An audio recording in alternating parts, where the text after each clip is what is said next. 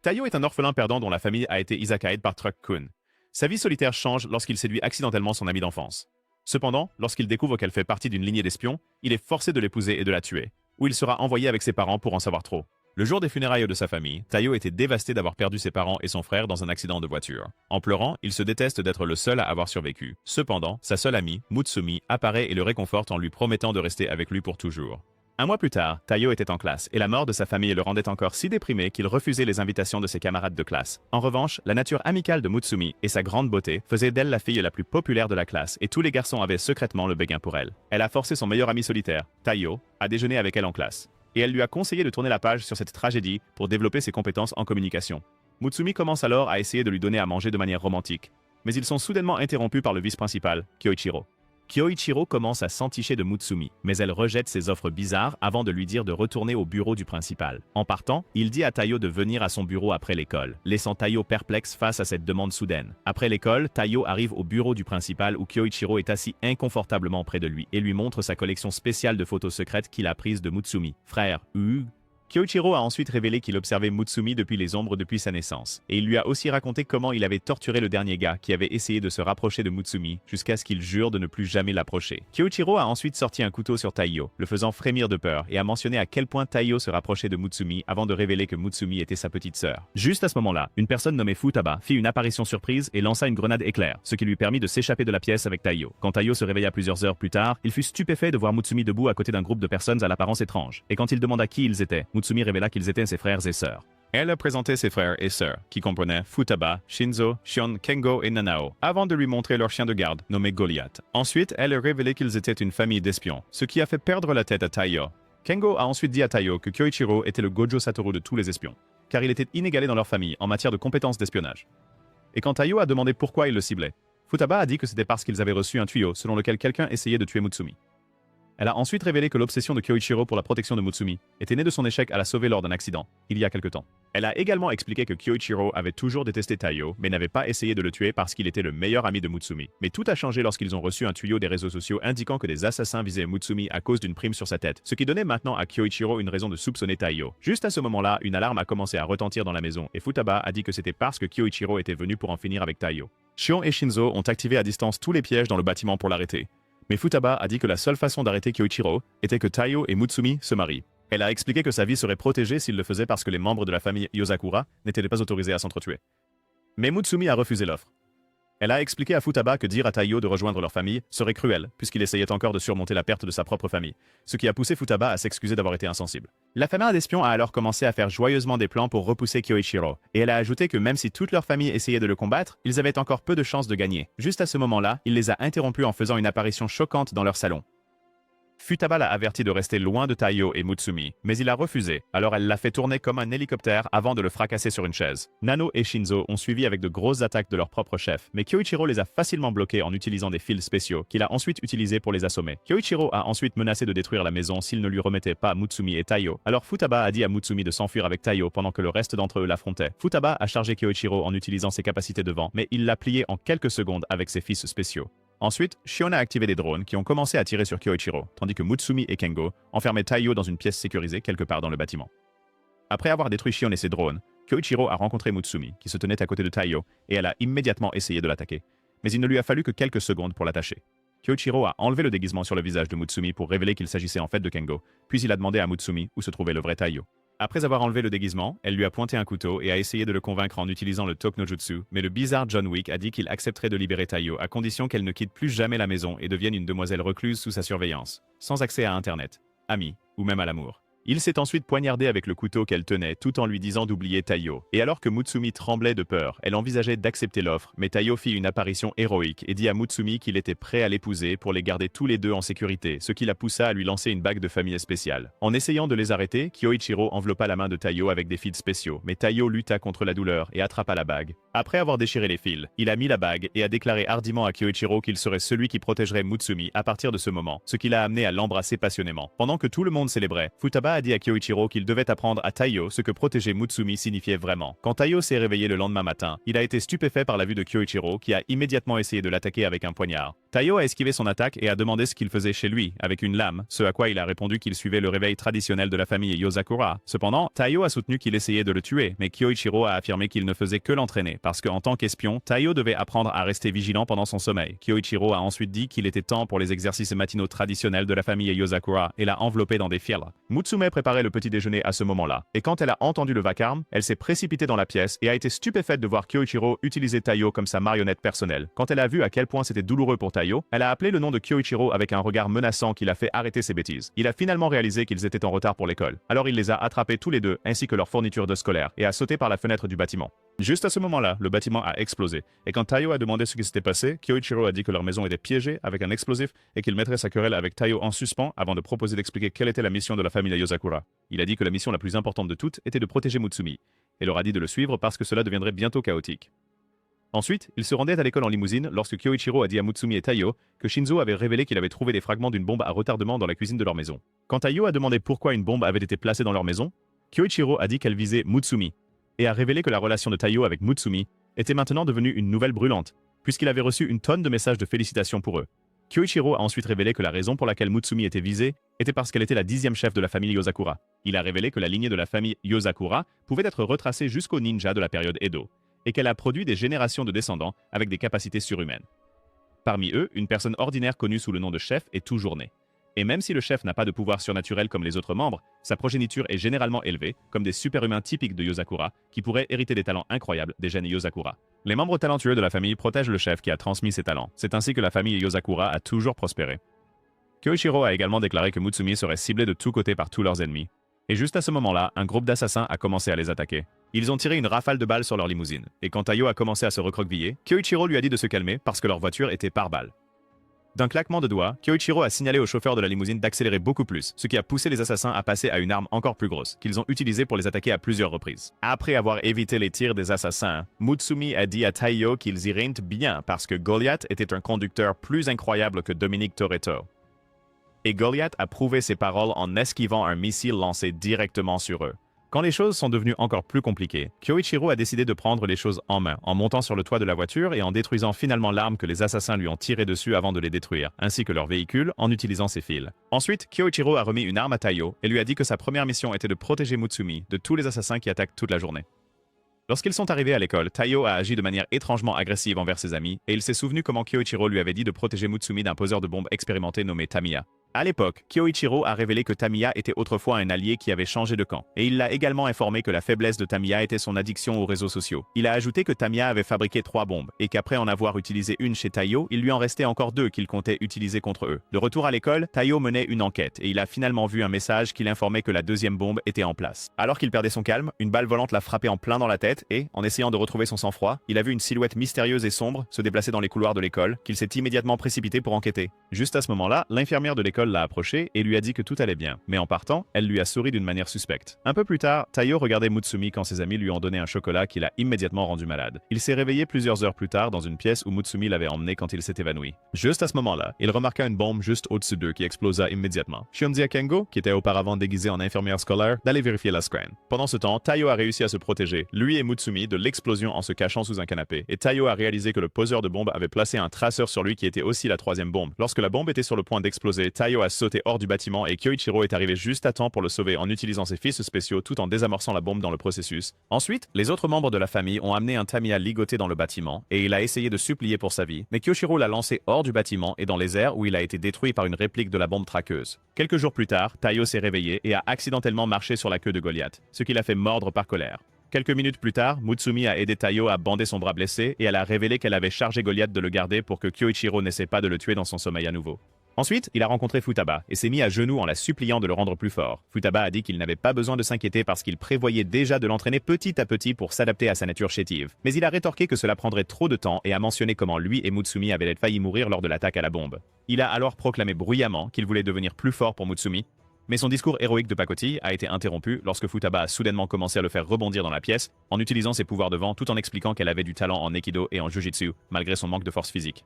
Elle a révélé qu'il fallait 3 ans pour entraîner même ceux dotés du talent Yozakura, ce qui signifiait qu'un simple pion comme lui nécessiterait beaucoup plus de temps. Elle l'a ensuite jeté sur la chaise et lui a demandé s'il voulait essayer l'entraînement intensif du style Yozakura. Lorsqu'il a montré de l'intérêt, elle a dit qu'elle le ferait à condition qu'ils vivent dans leur manoir pendant 1 mois et a expliqué qu'elle lui donnait cette opportunité parce que sa maison avait été détruite à cause de leur propre conduite désordonnée. Elle a ensuite révélé que l'entraînement commencerait 1 mois plus tard et alors qu'il s'apprêtait à la remercier, une trappe s'est ouverte sous lui. Heureusement, il a réussi à s'accrocher aux côtés de la trappe, ce qui l'a sauvé de la chute dans le puits épineux en dessous. Puis, elle a expliqué que leur manoir était truffé de pièges pour l'entraînement d'espionnage. Le lendemain matin, le réveil dans la chambre de Taiyo a commencé à sonner, mais il ne s'est pas levé jusqu'à ce qu'il se transforme littéralement en bombe et explose juste au-dessus de lui. Il a couru hors de la chambre pour se sauver, mais a accidentellement activé une série de pièges à feu qui l'ont grillé sur le chemin du petit déjeuner. À la table du petit déjeuner, Mutsumi soignait les blessures de son mari chétif quand Kengo est venu le taquiner, seulement pour se faire frapper à la tête par Mutsumi.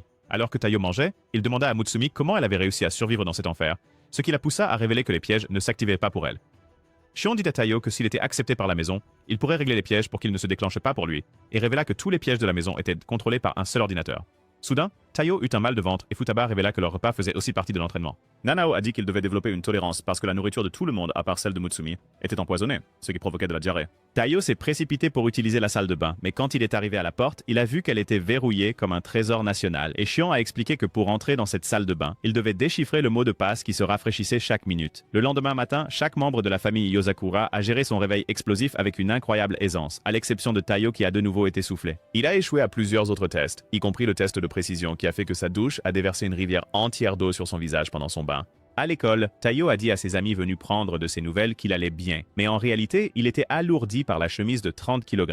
En rentrant chez lui, il a fait des exercices de tir à l'extérieur de la maison jusqu'à ce que Mutsumi vienne l'inviter à prendre un thé. Mutsumi a dit qu'il en faisait trop pour elle, et quand il a essayé de le nier, elle a mentionné qu'il l'avait toujours protégé, ce qui a fait sourire Shion et Shinzo, qui écoutaient aux portes. Le lendemain matin, Taiyo a réussi une série de tests, y compris le test de tir pour passer à la télévision, et ensuite Shinzo a essayé de le guider dans son tir lorsque Shion est entré dans la pièce. Taiyo a demandé à Shion pourquoi Shinzo restait normalement dans une poubelle high-tech et elle a répondu que c'était parce qu'il était un introverti paresseux. Le matin suivant, Taiyo a passé une série de tests jusqu'à ce que le petit déjeuner lui mette l'estomac en vrac à nouveau et la porte de la salle de bain s'est avérée être ce boss final. Les autres membres de la famille ont commencé à se moquer de lui, mais lorsque Taiyo s'est soudainement effondré par terre, tout le monde s'est précipité à son secours.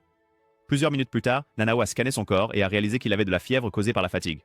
Cependant, Taiyo a dit qu'il continuerait à vivre dans la maison Yozakura pour la semaine restante, et Futaba a ensuite retiré le disque qu'il portait sur son corps pour révéler un corps sévèrement bandé. Elle a dit qu'il n'y avait aucun moyen qu'il survive s'il continuait comme ça, et a souligné comment le reste de la famille l'aidait secrètement à s'entraîner très dur pour maîtriser les épreuves. Cependant, Taiyo a dit que ce n'était pas de leur faute parce que c'était lui qui les avait suppliés quand ils ont essayé de l'arrêter. Elle lui a donné un coup de karaté sur la tête et lui a dit qu'il devait prendre soin de lui s'il voulait s'occuper de Mutsumi. Elle lui a ensuite remis un de ses livres de décryptage et lui a dit de l'étudier jusqu'à ce qu'il s'améliore.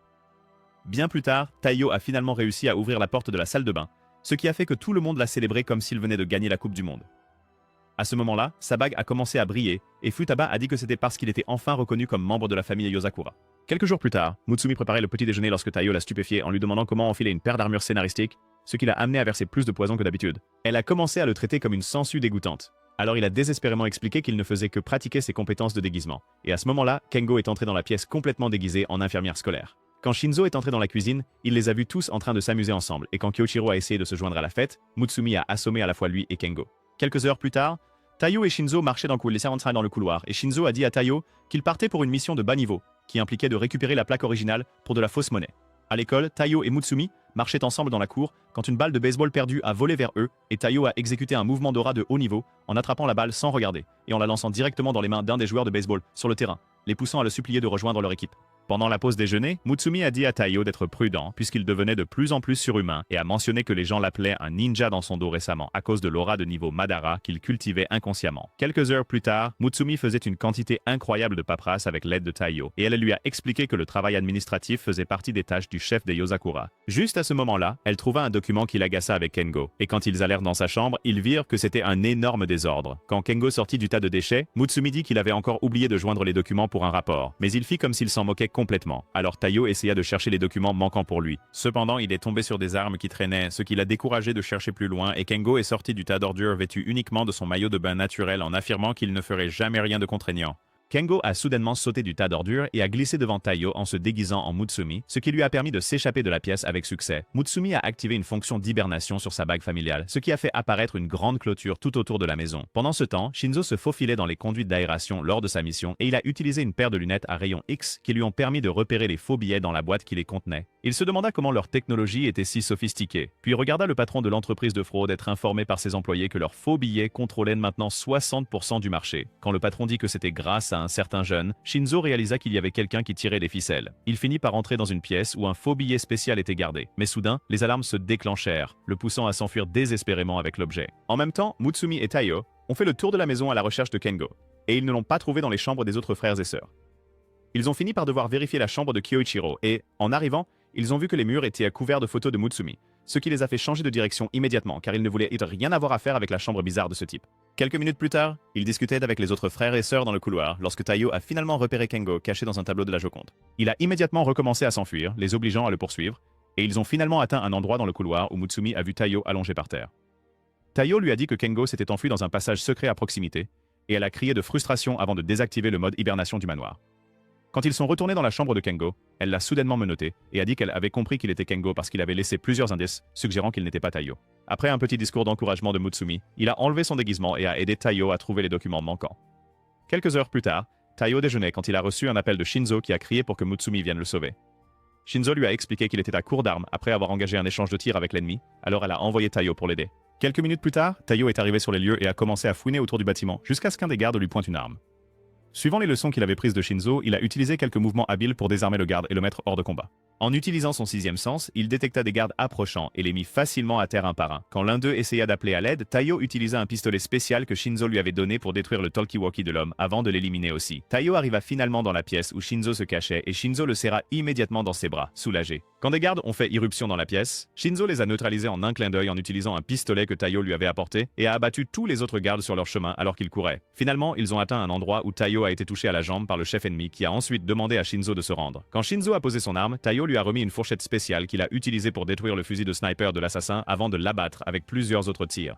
Quelques heures plus tard, le chef ennemi a été interrogé et finalement battu à mort avec un marteau par un homme mystérieux qui ciblait Taiyo. Quelques jours plus tard, Taiyo marchait dans la rue en parlant à Mutsumi au téléphone quand il a vu l'homme mystérieux qui le cherchait. Il s'est présenté comme un détective du commissariat de Koizumi nommé Seiji et a demandé à Taiyo de l'accompagner. Les deux se sont rendus dans une salle du poste de police où il a montré à Taiyo une photo de lui se battant contre l'un des gardes ennemis lors de la mission avec Shinzo. Et il l'a informé que la photo avait été publiée sur le dark web. Seiji a également diffusé le clip où Taiyo a abattu le talkie-walkie d'un garde ainsi que toutes les autres choses chaotiques auxquelles Taiyo avait participé avec la famille jusqu'à présent et lui a demandé s'il essayait de devenir un dieu du crime juvénile. Seiji a alors deviné qu'il appartenait à une organisation secrète et lui a dit de commencer à parler. Taiyo a réalisé qu'il lui demandait de trahir la famille, alors il a affirmé avec audace qu'il ne savait rien à ce sujet. Cependant, Seiji l'a forcé à boire de l'eau mélangée à du sérum de vérité, mais il ignorait que Taiyo avait un ballon attrape-eau dans la gorge qui contenait toute l'eau. Quand Taiyo a dit qu'il ne savait encore rien, Seiji a essayé de l'écraser avec un marteau. Cependant, Taiyo a esquivé en se lançant dans un coin où il a vu les restes ensanglantés d'un trafiquant de drogue. Seiji a alors dit qu'il demanderait en personne aux amis de Taiyo à l'école s'il n'abandonnait pas, et finalement Taiyo a remarqué un fil spécial derrière Seiji. Taiyo a dit avec détermination dans les yeux qu'il ne savait rien, et même s'il savait, il ne le donnerait pas à un fou comme lui, même si sa vie en dépendait. Seiji a ensuite essayé de l'attaquer à nouveau avec le marteau, mais Taiyo a esquivé, et l'impact du marteau a détruit le mur pour révéler Kyoichiro caché derrière, écoutant toute leur conversation avec un gobelet à ficelle. Taiyo ne comprenait pas ce qui se passait, alors Kyoichiro a révélé que Seiji était son ancien camarade de classe qui aidait la famille à couvrir leurs traces en échange d'aide dans ses enquêtes. Quand Kyoichiro a demandé à Seiji comment Taiyo s'était débrouillé, Seiji s'est approché de Taiyo et lui a dit qu'il avait bien fait de ne pas trahir ses camarades. Le lendemain à l'école, Kyoichiro est entré dans la classe de Taiyo et a annoncé qu'il prendrait en charge leur cours de japonais moderne puisque le professeur responsable avait des affaires urgentes à régler. Pendant le cours, Taiyo luttait pour rester conscient et juste au moment où il décidait de faire une petite sieste, Kyoichiro lança une craie en direction de son visage. Après avoir esquivé cette attaque mortelle, Kyoichiro lui expliqua en utilisant le code Morse qu'il devait apprendre à contrôler ses envies de sommeil en tant qu'espion et Mutsumi répondit en utilisant son propre code Morse en lui disant d'arrêter d'embêter Taiyo.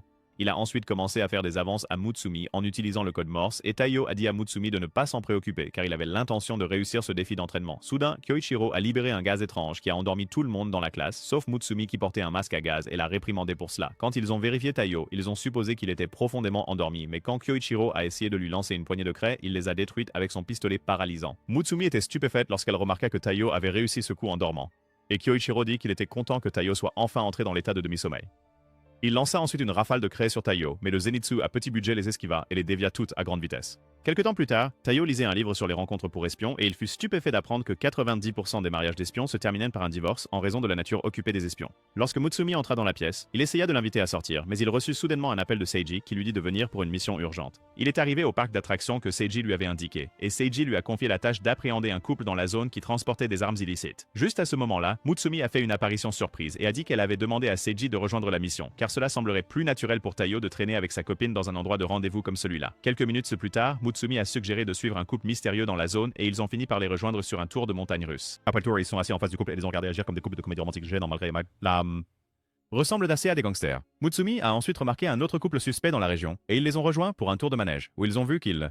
Après le tour, Mutsumi a remarqué un troisième couple mystérieux, qu'ils ont suivi dans une boutique de souvenirs, et ils les ont regardés partager une tasse de café comme un couple normal. Quand Mutsumi est parti chercher des boissons, Taiyo s'est méfié d'eux en les entendant parler d'un paquet spécial, mais il s'est avéré que c'était une bague de fiançailles, que l'homme a utilisée pour demander la femme en mariage. Juste à ce moment-là, Taiyo a entendu un couple se disputer, et il a regardé avec stupéfaction leur dispute dégénérer en fusillade. Quand Taiyo a vu qu'ils avaient détruit la rose qu'il prévoyait de donner à Mutsumi, il les a neutralisés avec son pistolet paralysant spécial. Quelques heures plus tard, le couple de voyous a été arrêté par la police, et Seiji a remercié Taiyo pour son aide. Ensuite, Taiyo et Mutsumi ont fait un tour de grande roue.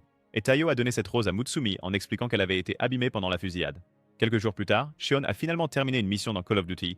Et alors qu'elle s'apprêtait à dormir, elle a remarqué que son système était piraté par un hacker rival. Shion lui montra qui était le patron en prenant complètement le contrôle de son système, la forçant à débrancher l'appareil de la prise. Lorsque la mystérieuse hackeuse redémarra son système, elle vit plusieurs photos de Taiyo, ce qui lui fit plaisir. Quelques heures plus tard, Shion est descendue, plus pâle qu'un zombie de The Walking Dead, et elle a expliqué à Mutsumi qu'elle s'occupait d'un cinglé qui avait piraté leur base de données pour consulter les données personnelles de Taiyo. Alors que Taiyo et Mutsumi se rendaient à l'école ensemble, ils ont été pris en embuscade par le mystérieux hacker qui a commencé à les attaquer avec des épingles spéciales. Ils ont évité l'attaque et se sont enfuis, mais le mystérieux hacker les a poursuivis dans une ruelle, où Taiyo a sorti son arme pour l'affronter. Il a bloqué son attaque et l'a poussé sur le côté, ce qui l'a fait s'extasier sur sa puissance. Quand Mutsumi a vu l'équipement qu'elle portait, elle l'a reconnue comme l'espionne chasseuse d'hommes nommée Ayaka, et Ayaka s'est tellement énervée par le fait qu'elle ait dit son surnom suspect qu'elle a menacé de la transformer en pelote d'épingle. Mutsumi expliqua à Taiyo qu'Ayaka était populaire de manière négative parce qu'elle utilisait ses techniques d'espionnage pour traquer les hommes dont elle était amoureuse, et finissait par les poignarder à mort avec ses aiguilles. Ayaka révéla ensuite qu'une entreprise clandestine avait mis une prime de $100 000 sur sa tête.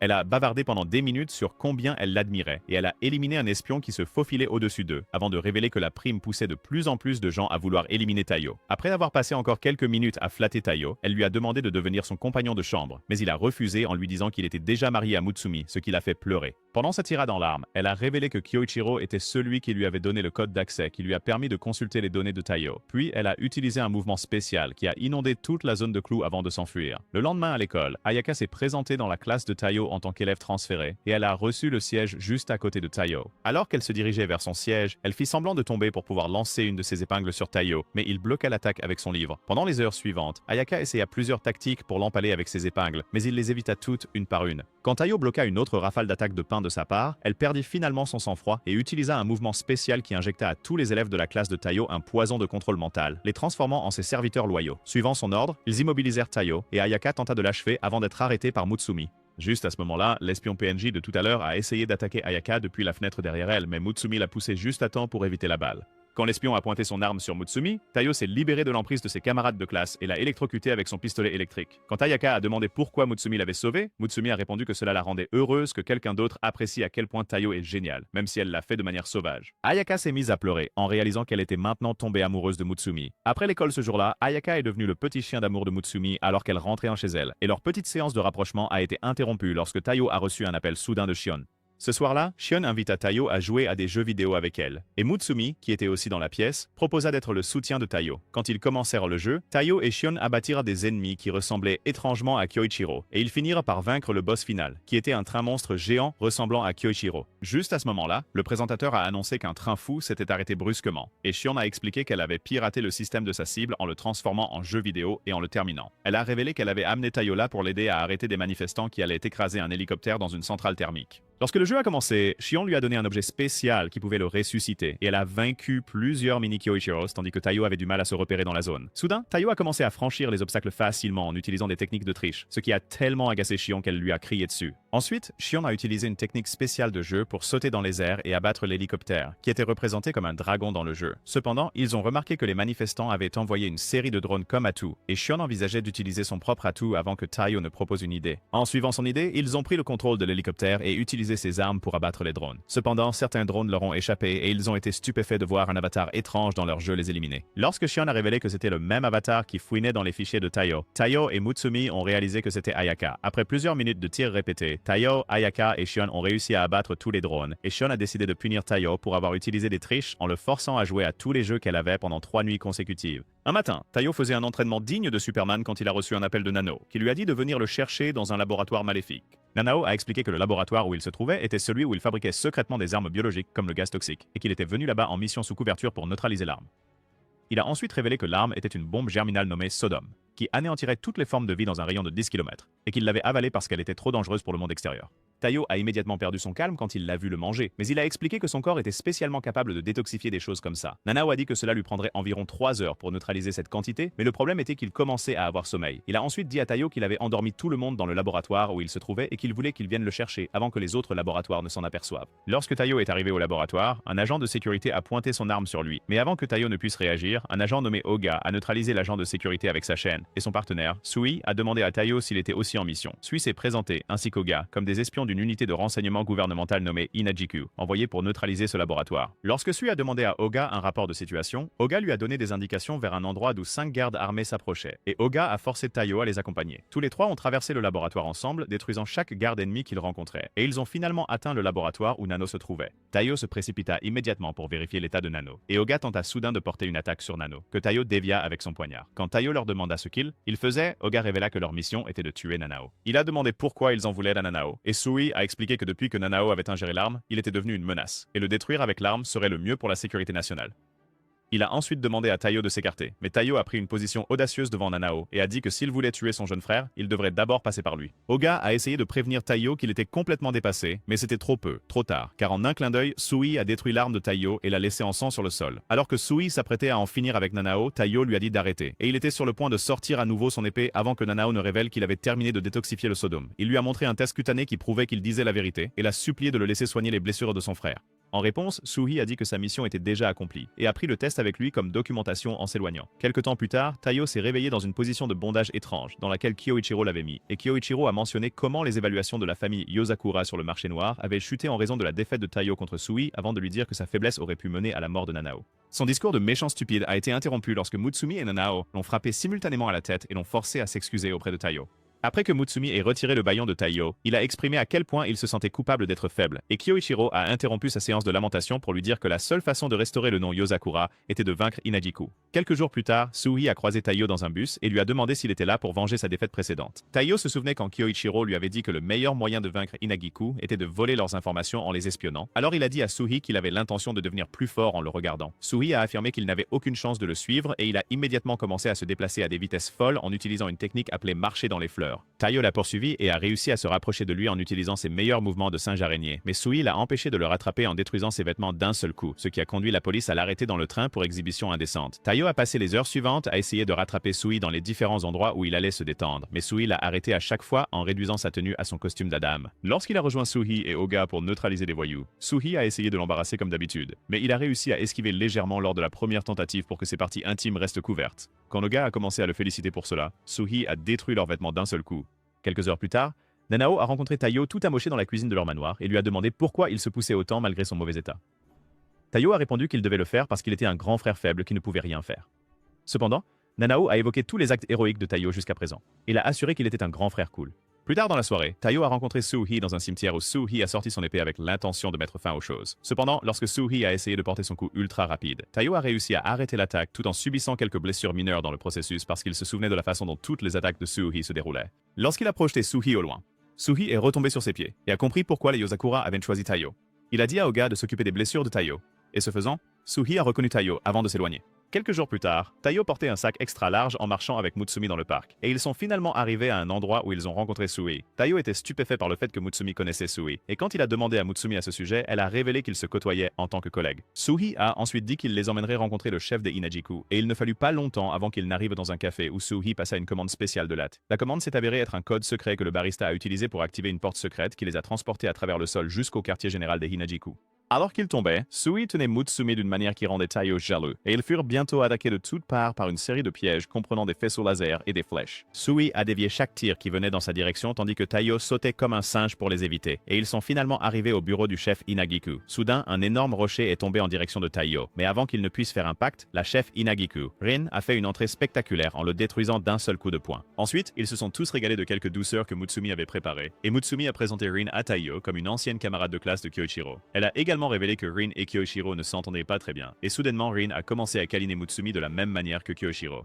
Juste à ce moment-là, les murs du bâtiment se sont effondrés lorsque Kyoichiro a fait son entrée, et il a immédiatement menacé de faire des choses indescriptibles au gang Hinagiku s'il ne remettait pas Mutsumi. Quand Rin l'a confronté, Kyoichiro a lancé une attaque spéciale avec un fil contre elle et elle l'a détruit d'un coup de poing. Les deux se sont engagés dans une bagarre acharnée qui a secoué la zone si violemment que la sécurité de Hinagiku a commencé à dire aux gens d'évacuer le bâtiment. Sui a sauté pour les arrêter, mais ils l'ont tous les deux repoussé, et quand Mutsumi a essayé de les séparer elle-même, elle s'est retrouvée sur le chemin de deux puissants coups de poing qui étaient à quelques centimètres de son visage. Heureusement, Taiyo est arrivé à temps pour la sauver et prendre les coups à sa place, et alors qu'il était inconscient, Mutsumi a stupéfié Kyoichiro et Rin en menaçant de ne plus leur parler s'ils causaient encore des problèmes. Ensuite, ils sont tous allés sur un toit où Rin a chargé Taiyo d'une mission d'infiltration pour enquêter sur un politicien nommé Kuroyuri. Elle a dit que malgré son apparence loufoque, il était le politicien avec le plus d'élan en ce moment parce qu'il y avait beaucoup de sang versé derrière ses accomplissements. Elle leur a parlé d'un groupe d'espions triplés nommé Red, Blue et Yellow qu'il utilisait comme homme de main pour commettre toutes sortes de crimes afin de gravir les échelons. Elle a également révélé qu'il était sur le point de faire un mouvement majeur avant les prochaines élections générales et a ajouté que son équipe avait confisqué une bombe miniature à un fournisseur qui décrivait Kuroyuri comme son client. Cependant, elle a dit que ce n'était pas suffisant pour obtenir un mandat contre un politicien. C'est pourquoi ils avaient besoin d'obtenir des informations concrètes sur ses plans de bombardement. Lorsque Taiyo a demandé pourquoi il l'avait choisi pour la mission, Rin a expliqué que Kuroyuri était au courant de l'existence de Hinagiku, puisqu'il était membre de ce pays, mais qu'un étranger comme Taiyo serait difficile à détecter pour lui. Soudainement, Mutsumi et Rin ont déguisé Taiyo en femme salariée, et quand il a demandé pourquoi il devait être habillé en femme, Rin a révélé que Kuroyuri avait demandé un employé qui lui ressemblait exactement. Un peu plus tard, Kuroyuri a présenté Taiyo comme son nouvel employeur nommé Yoko, et soudain, des manifestants sont venus pour provoquer une agitation. Leur vacarme a fait tomber un des haut-parleurs dans la zone et Kuroyuri a protégé un des manifestants de l'impact avec son propre corps avant d'utiliser le Talk no Jutsu pour les convertir à sa cause. Ensuite, il a été transporté dans un bus hôpital, et pendant qu'il y était, il a révélé que tout cela n'était qu'une ruse pour augmenter sa popularité. Taiyo, qui écoutait en se cachant sous la table, se sentit dégoûté et décida de ne pas laisser le politicien corrompu faire à sa guise. Pendant les quelques jours suivants, Taiyo les a observés, lui et les espions triplés, commettre toutes sortes de crimes odieux pour augmenter sa popularité, et il se demandait comment ils avaient élaboré ces plans alors qu'ils ne faisaient que danser comme des fous de carnaval toute la journée. Il réalisa soudain que leur pas de danse était en fait un code pour leur plan, et il les entendit discuter du plan de bombe terroriste qu'ils préparaient. Le plan était d'éliminer tous les rivaux de Kuroyuri avec une bombe sous la scène, mais lorsqu'il a activé le détonateur, la bombe a explosé dans une fontaine à proximité à la place parce que Taiyo l'y avait mise juste avant l'événement. Soudain, Kuroyuri pointa une arme sur Taiyo et révéla qu'il avait une autre bombe avant d'appeler choquantement le nom de Taiyo. Il explosa la tête de Taiyo et activa la bombe, provoquant une explosion dans le bâtiment. Mais il remarqua bientôt que les cibles flottaient toutes dans une sorte de substance mousseuse rose. Juste à ce moment-là, Taiyo se releva et essaya de les neutraliser avec son pistolet paralysant, mais le trio d'espions neutralisa son attaque. Lorsqu'ils tentèrent de l'éliminer, Sui détruisit toutes leurs armes en un clin d'œil et annonça qu'il les arrêtait tous. Le trio d'espions abandonna Kuroyuri et il essaya désespérément de tirer sur Sui mais fut maîtrisé en quelques secondes. Sui a chargé Taiyo d'escorter Kuroyuri au quartier général de Hinajiku. Et pendant qu'ils étaient en route, Kuroyuri a soudainement évoqué la mort des parents de Taiyo en suggérant que ce n'était pas un accident. Taiyo s'est tellement énervé qu'il a menacé de l'électrocuter tout en demandant comment il savait pour sa famille. Kuroyuri a dit qu'il ne lui donnerait pas de réponse directe et a ensuite affirmé que le monde souterrain était jonché de vérités cachées. Juste à ce moment-là, Taiyo a reçu un appel de Sui qui l'a informé que le vice-premier ministre avait été enlevé et qu'il était diffusé en direct de quelque part. Sui a révélé qu'il était la cible depuis le début et il a ensuite dit à Taiyo d'interroger Kuroyuri jusqu'à ce qu'il révèle l'emplacement du vice-premier ministre. Après la fin de l'appel, Kuroyuri a dit qu'il était sur le point de se rendre lui-même sur le site de l'enlèvement, puis il a laissé tomber une boucle d'oreille étrange qu'il portait, qui a explosé immédiatement. Ensuite, Taiyo a escorté le chauffeur hors des flammes et a informé Sui par appel que Kuroyuri s'était échappé. Cependant, Sui a dit qu'il s'y attendait parce que Kuroyuri était en fait un espion légendaire dont l'ancien alias était Kurogao et on le croyait mort il y a 6 ans, mais il s'est avéré qu'il était vivant. Sui a ensuite dit qu'il pouvait sauver le vice-premier ministre en utilisant le traceur GPS qu'ils avaient placé sur lui, et a dit à Taiyo de retourner au quartier général. Pendant ce temps, Kuroyuri a rencontré le vice-premier ministre à l'endroit de son enlèvement. Et lorsque le premier ministre l'a accusé d'être un politicien véreux, Kuroyuri a dit qu'il n'avait aucun intérêt pour la politique et a enlevé son déguisement pour révéler qu'il était Kurogao, que le premier ministre pensait avoir déjà éliminé il y a quelque temps. Kurogao a ensuite admis au monde qu'il s'était vengé de nombreux politiciens dans l'ombre et a dit qu'il voulait faire de l'élimination du vice-premier ministre un événement public parce qu'il était le seul dont personne ne connaissait la véritable histoire. Il a ensuite pointé une arme sur son visage et lui a dit de confesser ses crimes ou d'être détruit instantanément. Cependant, le vice-premier ministre a dit qu'il ne dirait jamais la vérité aussi franchement parce que cela ferait de lui moins un politicien. Kurogao a tenté de le tuer avec un coup de feu, mais la diffusion a été coupée du monde parce que Taiyo est arrivé au bon moment pour les perturber en tirant sur la caméra vidéo. Taiyo a demandé à Kurogao de laisser partir le vice-premier ministre, mais Kurogao a répondu avec assurance que Taiyo ne pouvait pas lui tirer dessus, car s'il le faisait, le vice-premier ministre serait pris dans le feu croisé. Kurogao a ensuite tiré une balle qui a frappé le pistolet de Taiyo hors de sa main. Mais Taiyo s'est immédiatement précipité derrière lui et l'a attrapé en utilisant une technique spéciale Yozakura. Cependant, Kurogao s'est facilement libéré de son emprise et l'a plaqué au sol. Il a ensuite pris des fils d'acier dans la poche de Taiyo tout en expliquant comment il fonctionnait. Et Taiyo se demandait comment il connaissait les techniques de combat Yozakura. Kurogao a expliqué qu'il était bien informé en matière de collecte d'informations. Et Taiyo a demandé pourquoi un espion avec ses compétences était devenu un politicien corrompu qui détruisait des gens. Kurogao a dit qu'il était là pour se venger et a ensuite regardé fixement le vice-premier ministre en évoquant un incident entre eux dans le passé. À l'époque, Kurogao avait terminé d'éliminer l'une de ses cibles, puis avait mis son déguisement ridicule en rentrant chez lui pour fêter avec sa fille, Yuri.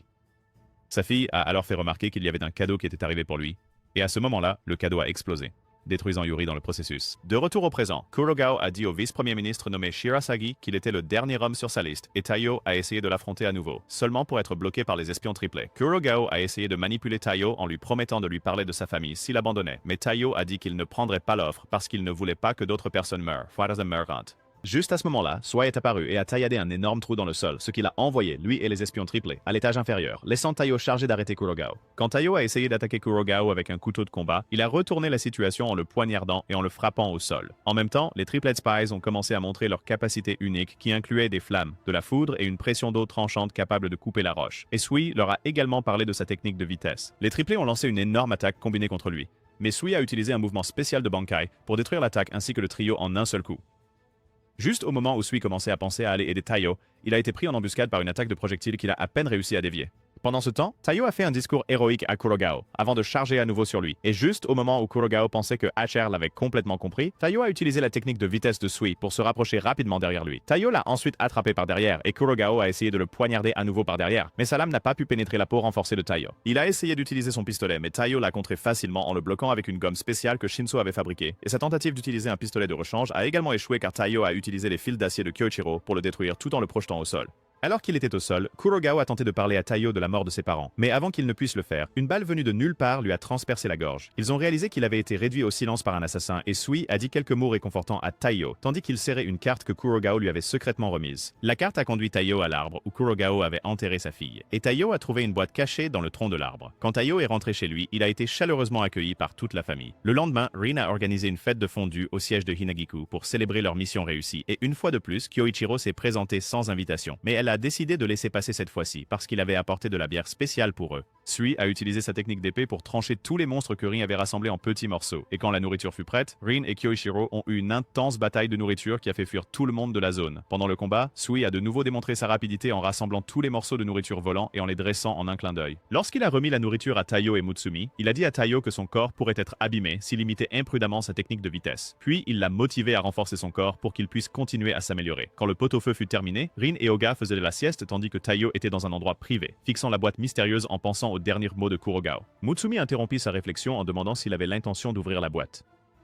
Taiyo mentionna qu'il avait eu l'envie de tuer Kurogao pendant une fraction de seconde lors de leur combat, et dit qu'il avait peur de réellement appuyer sur la gâchette s'il se retrouvait face à la personne qui avait tué sa famille. Il devint émotif en continuant d'exprimer ses peurs, et Mutsumi calma ses nerfs en l'embrassant sur la joue. C'est alors qu'ils remarquèrent que le contenu de la boîte s'était renversé, et Taiyo fut déconcerté par le fait qu'il s'agissait d'une bille, alors Kyoichiro expliqua que c'était une méthode utilisée pour enregistrer des données optiques. Quand Taiyo et Mutsumi sont rentrés chez eux, Ayaka a fait une apparition surprise qui a laissé Taiyo perplexe, et Mutsumi a révélé qu'elle vivait maintenant avec eux en tant que domestique. Ayaka a dit qu'elle était bien versée dans les tâches ménagères grâce à la mission sous couverture qu'elle avait effectuée. Puis, elle a sorti la bille de la poche de Taiyo qu'elle a appelée un disque optique avant de la remettre à Shion. Ayaka a mentionné que la prime de Taiyo sur le dark web avait grimpé à 500 000 et a commencé à s'agiter en parlant de toutes les choses bizarres qu'elle prévoyait de lui faire. Elle a dit qu'elle l'aiderait à améliorer ses compétences d'espion en essayant de l'assassiner chaque jour, et Taiyo a essayé de convaincre Mutsumi de revenir sur sa décision décision de laisser Ayaka rester, mais elle, Mutsumi a dit qu'elle était d'accord parce que c'était pour son bien. Plus tard dans la soirée, Taiyo se réveilla d'une sieste et alla à la salle de bain où il fut pris en embuscade par Akiya qui prit 1 million de photos de son Excalibur pour OnlyFans, ce qui le submergea tellement qu'il tomba par terre. Elle essaya ensuite de l'assassiner avec un shampoing blaster à acide qu'elle tenait, mais il réussit à esquiver son attaque et soudain elle fut électrocutée par le piège électrique dans la baignoire. Taiyo voulait l'aider, mais elle lui a dit de ne pas le faire car il finirait par être électrocuté aussi. Cependant, il l'a aidé quand même en s'accrochant à la source d'alimentation principale. Il la tenait alors qu'il recevait environ 1 million de volts d'électricité, et finalement la pièce a explosé lorsque le piège s'est désactivé.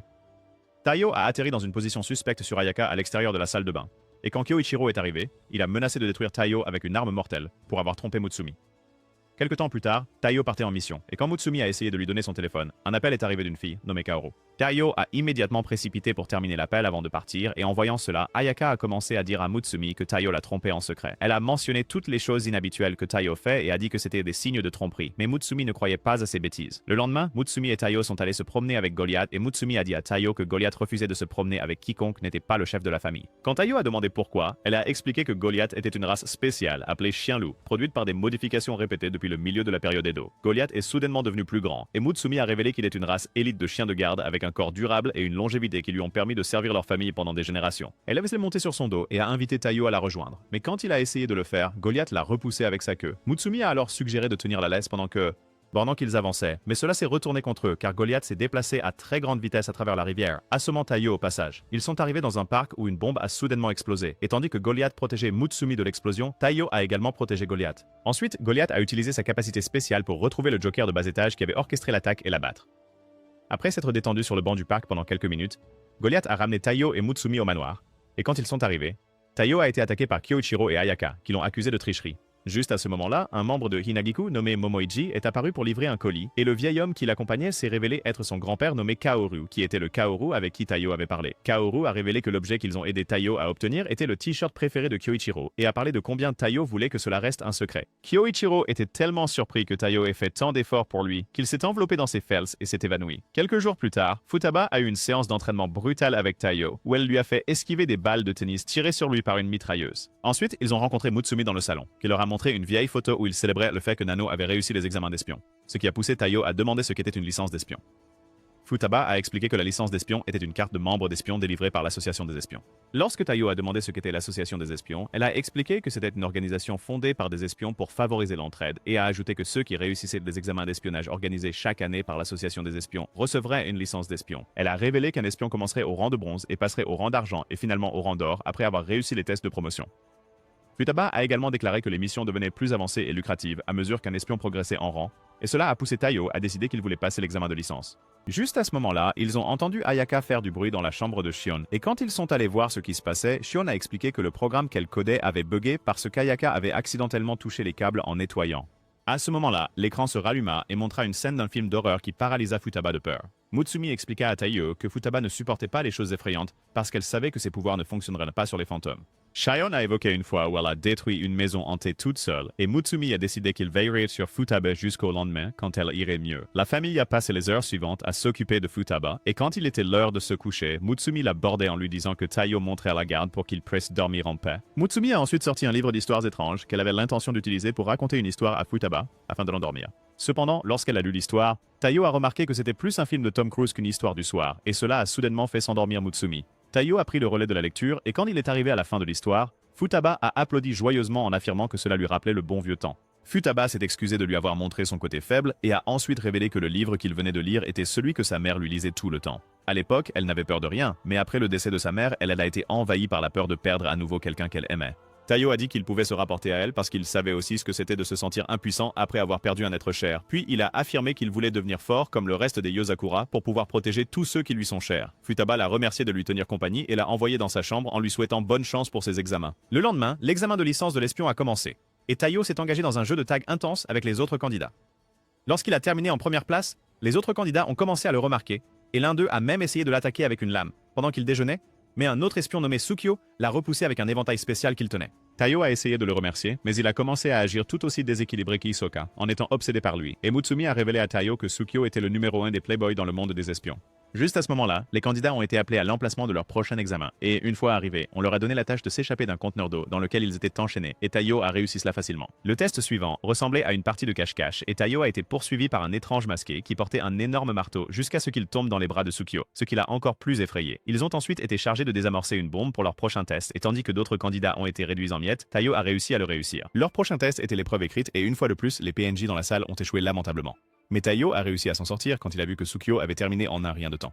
Ensuite, l'examinateur a annoncé que leur examen était terminé et a annoncé que le bâtiment dans lequel ils se trouvaient allait exploser dans quelques secondes. Les candidats ont couru désespérément dans le couloir et la plupart d'entre eux ont rencontré leur destin. Mais Taiyo et Tsukio ont exécuté des mouvements de combat habiles pour esquiver chaque piège et obstacle sur leur chemin. Juste à ce moment-là, le candidat qui avait ciblé Taiyo plus tôt l'a soudainement frappé au visage, le faisant tomber à un endroit du sol sur le point de s'effondrer.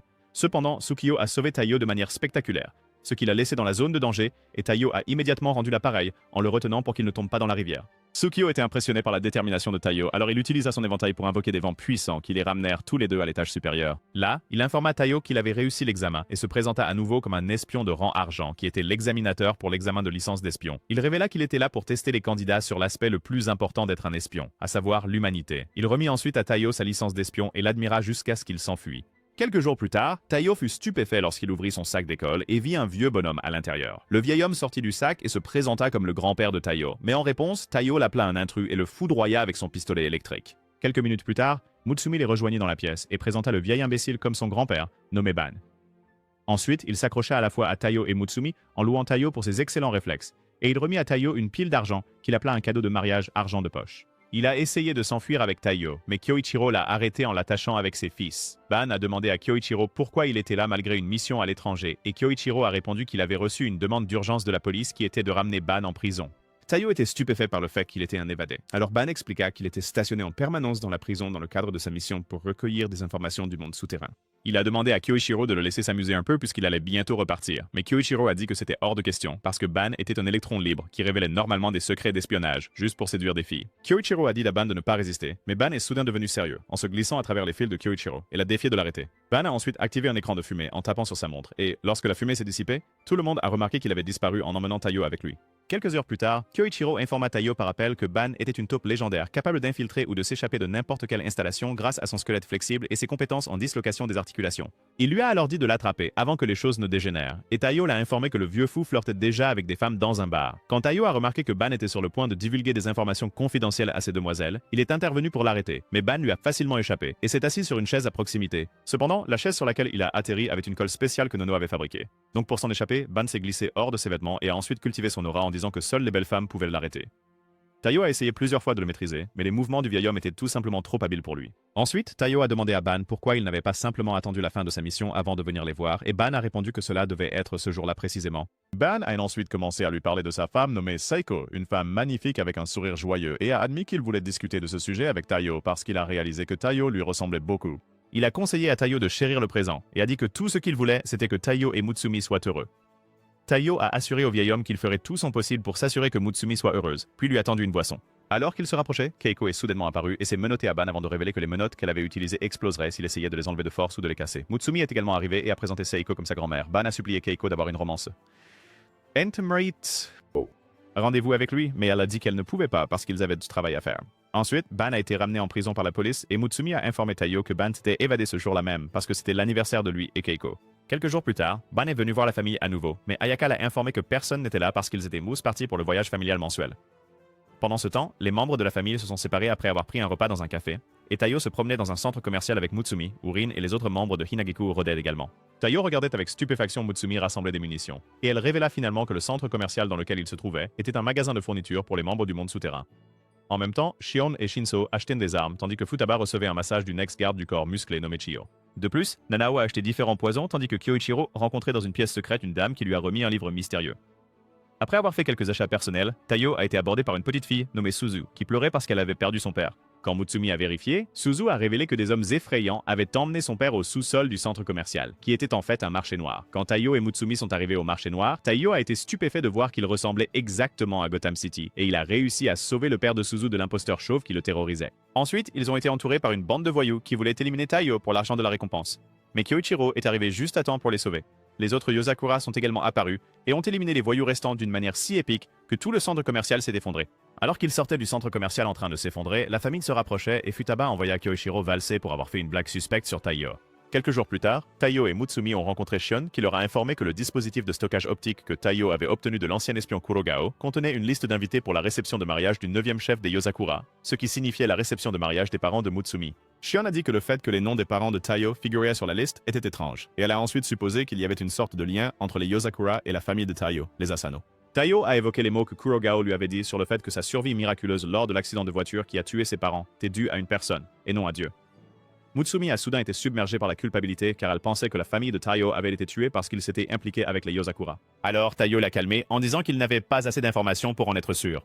Il a également dit que ce qui était arrivé à leurs parents appartenait au passé et a prononcé quelques mots romantiques qui l'ont ému aux larmes. Taiyo a ensuite affirmé qu'il voulait en savoir plus sur sa famille et, lorsqu'il a demandé à Shion de l'aider, elle lui a piqué les yeux pour lui rappeler qu'il était le petit frère pleurnichard dans toute cette histoire. Shion a ensuite mentionné le fait que toutes les données sur l'ancien chef de la famille Yozakura auraient dû être effacées comme d'habitude, impliquant que l'existence des informations qu'ils avaient actuellement signifiait qu'il s'agissait d'une affaire liée au monde souterrain. Elle a ensuite dit qu'il devait visiter une organisation appelée la Bibliothèque des Morts, qui collecte des informations sur ceux qui ont déjà disparu, sans laisser de traces. Lorsque Taiyo est arrivé à la Bibliothèque des Morts, il a utilisé sa licence d'espion pour accéder à ce bâtiment, et, en se déplaçant, il a vu la bibliothécaire nommée Mi-chan tuer un espion et cerveler, juste pour avoir fait un peu de bruit dans le bâtiment.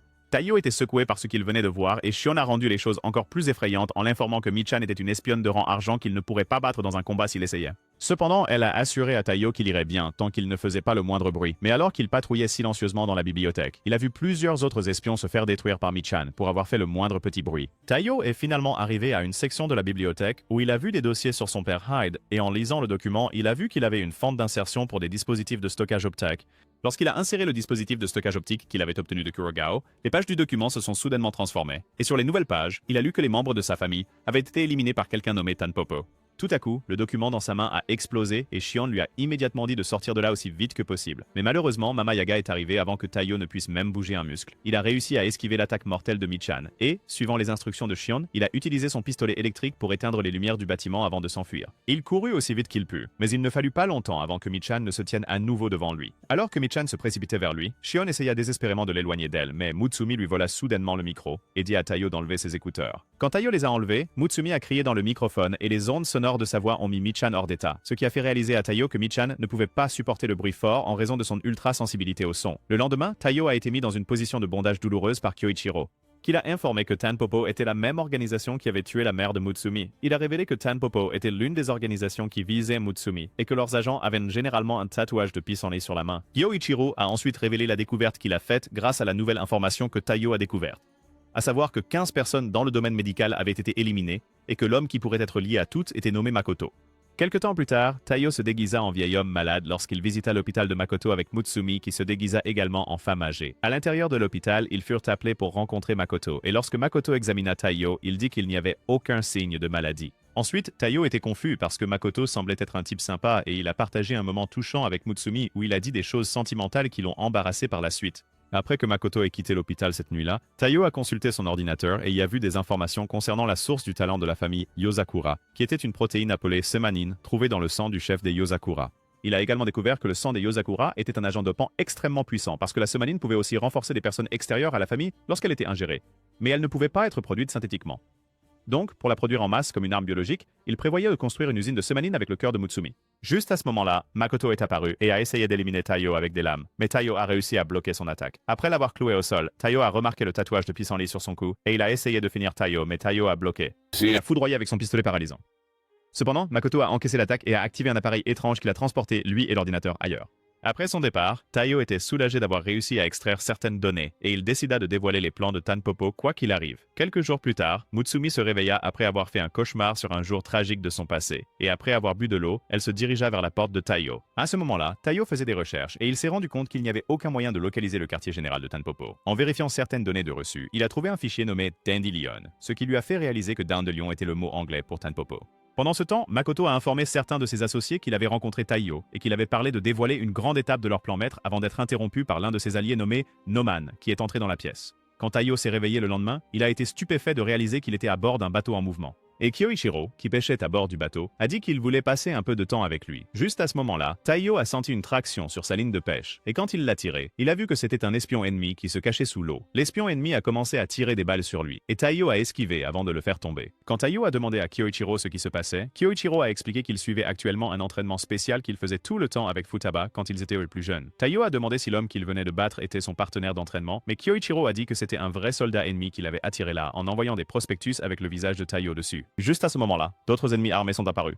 Et pendant que Taiyo les combattait, Kyoichiro lui a dit que la tâche qu'il gérait actuellement était quelque chose que même quelqu'un d'aussi faible que Sakura pourrait terminer en un rien de temps. Après que Taiyo ait vaincu les ennemis qu'il combattait, une torpille est soudainement venue vers eux et a provoqué une explosion qui a détruit le bateau. Après l'explosion, Taiyo a trouvé un morceau de débris avec le tatouage de pissenlit dessus et Kyoichiro a révélé que les eaux sur lesquelles il se trouvait faisaient partie de la route de contrebande de Tampopo. Il a expliqué que Tampopo avait installé un chasseur sans pilote dans la zone qui explosait sur quiconque s'approchait trop près et a dit qu'ils essayaient d'attirer Taiyo là-bas. Il a demandé à Taiyo s'il voulait reculer, mais Taiyo a répondu avec passion qu'il ne reculerait pas tant qu'il ciblerait Mutsumi.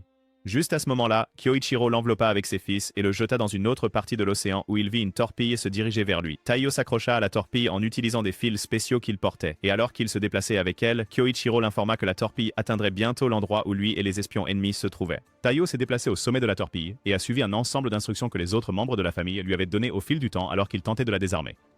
Il a finalement utilisé un alliage spécial que Nanao lui avait donné pour bloquer le signal de la torpille, la faisant s'arrêter juste devant Kyoichiro.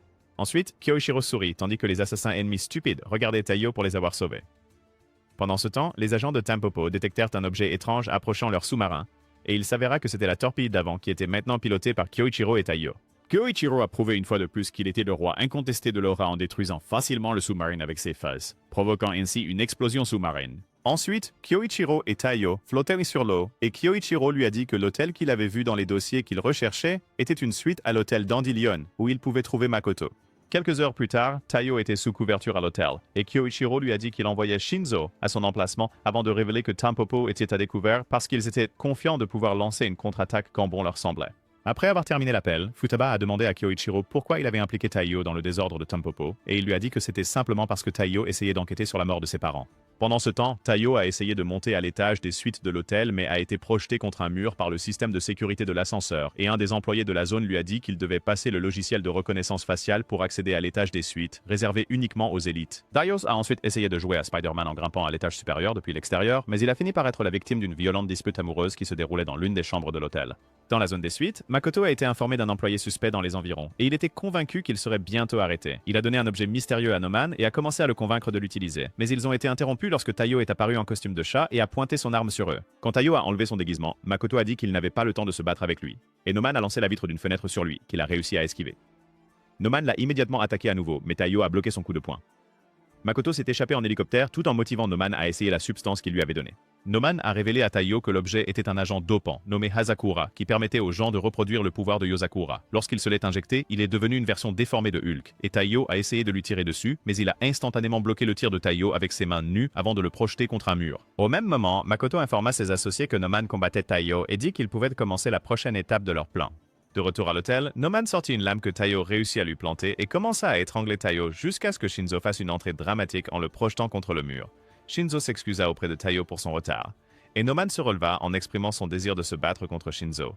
Voyant que Noman avait des capacités régénératrices, Shinzo l'a bombardé avec toutes ses armes à la fois, puis a lancé Taiyo hors du bâtiment dans les airs où il a été soulevé par un parachute. Shinzo a dit à Taiyo de lui laisser le combat contre Noman puisque des renforts étaient en route. Mais avant qu'il ne puisse en dire plus, Noman l'a chargé. Il a réussi à bloquer le coup de poing de Noman et a ensuite commencé à lutter avec lui.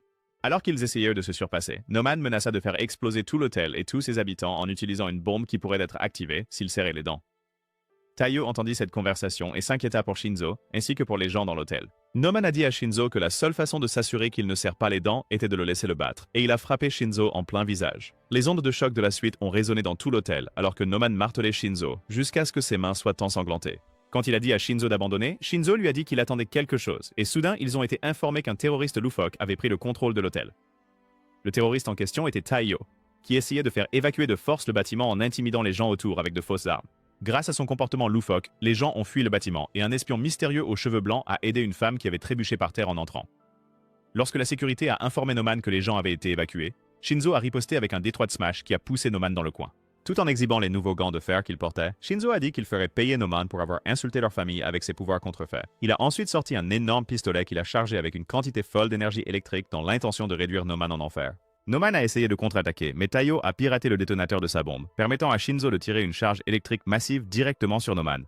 Ensuite, Noman s'effondra au sol, et Makoto qui regardait depuis son hélicoptère se sentit déçu, mais il dit que l'assassin aux cheveux blancs qui était dans le bâtiment s'occuperait de la situation. Pendant ce temps, Taiyo se dirigea pour rejoindre Shinzo, mais il trébucha et tomba dans les bras de l'espion aux cheveux blancs qui lui conseilla de prendre soin de lui en s'éloignant. Quand Shinzo est arrivé, il a remarqué que Taiyo avait des trous ensanglantés sur tout le corps, et Taiyo s'est immédiatement effondré. Quand ils sont retournés au manoir, Taiyo était bandé dans un lit d'hôpital, et Nano a informé tout le monde que Taiyo avait été touché par balle plus d'une douzaine de fois, principalement dans ses organes internes. Nano ajouta qu'ils auraient été trop tard pour le sauver sans les premiers secours de Shinzo, et Mutsumi lui attrapa le bras avec une expression inquiète sur le visage. Alors qu'il leur disait que Taiyo ne reprendrait pas conscience de sitôt, Kyoichiro commença à dessiner des choses bizarres sur le visage de Taiyo. Alors il se fit frapper à la tête par Futaba et fut jeté hors de la pièce par Nano. Ensuite, Futaba et les autres membres de la famille ont quitté la chambre d'hôpital, et Nano a remis à Mutsumi une boîte de matériel médical qu'elle pourrait utiliser sur Taiyo en cas de besoin. Quelques minutes plus tard, Kyoichiro a préparé du café tandis que Futaba le regardait avec un air furieux. Après son départ, Shinzo est entré dans la pièce et Kyoichiro a remarqué que Shinzo se sentait coupable de l'état de Taiyo.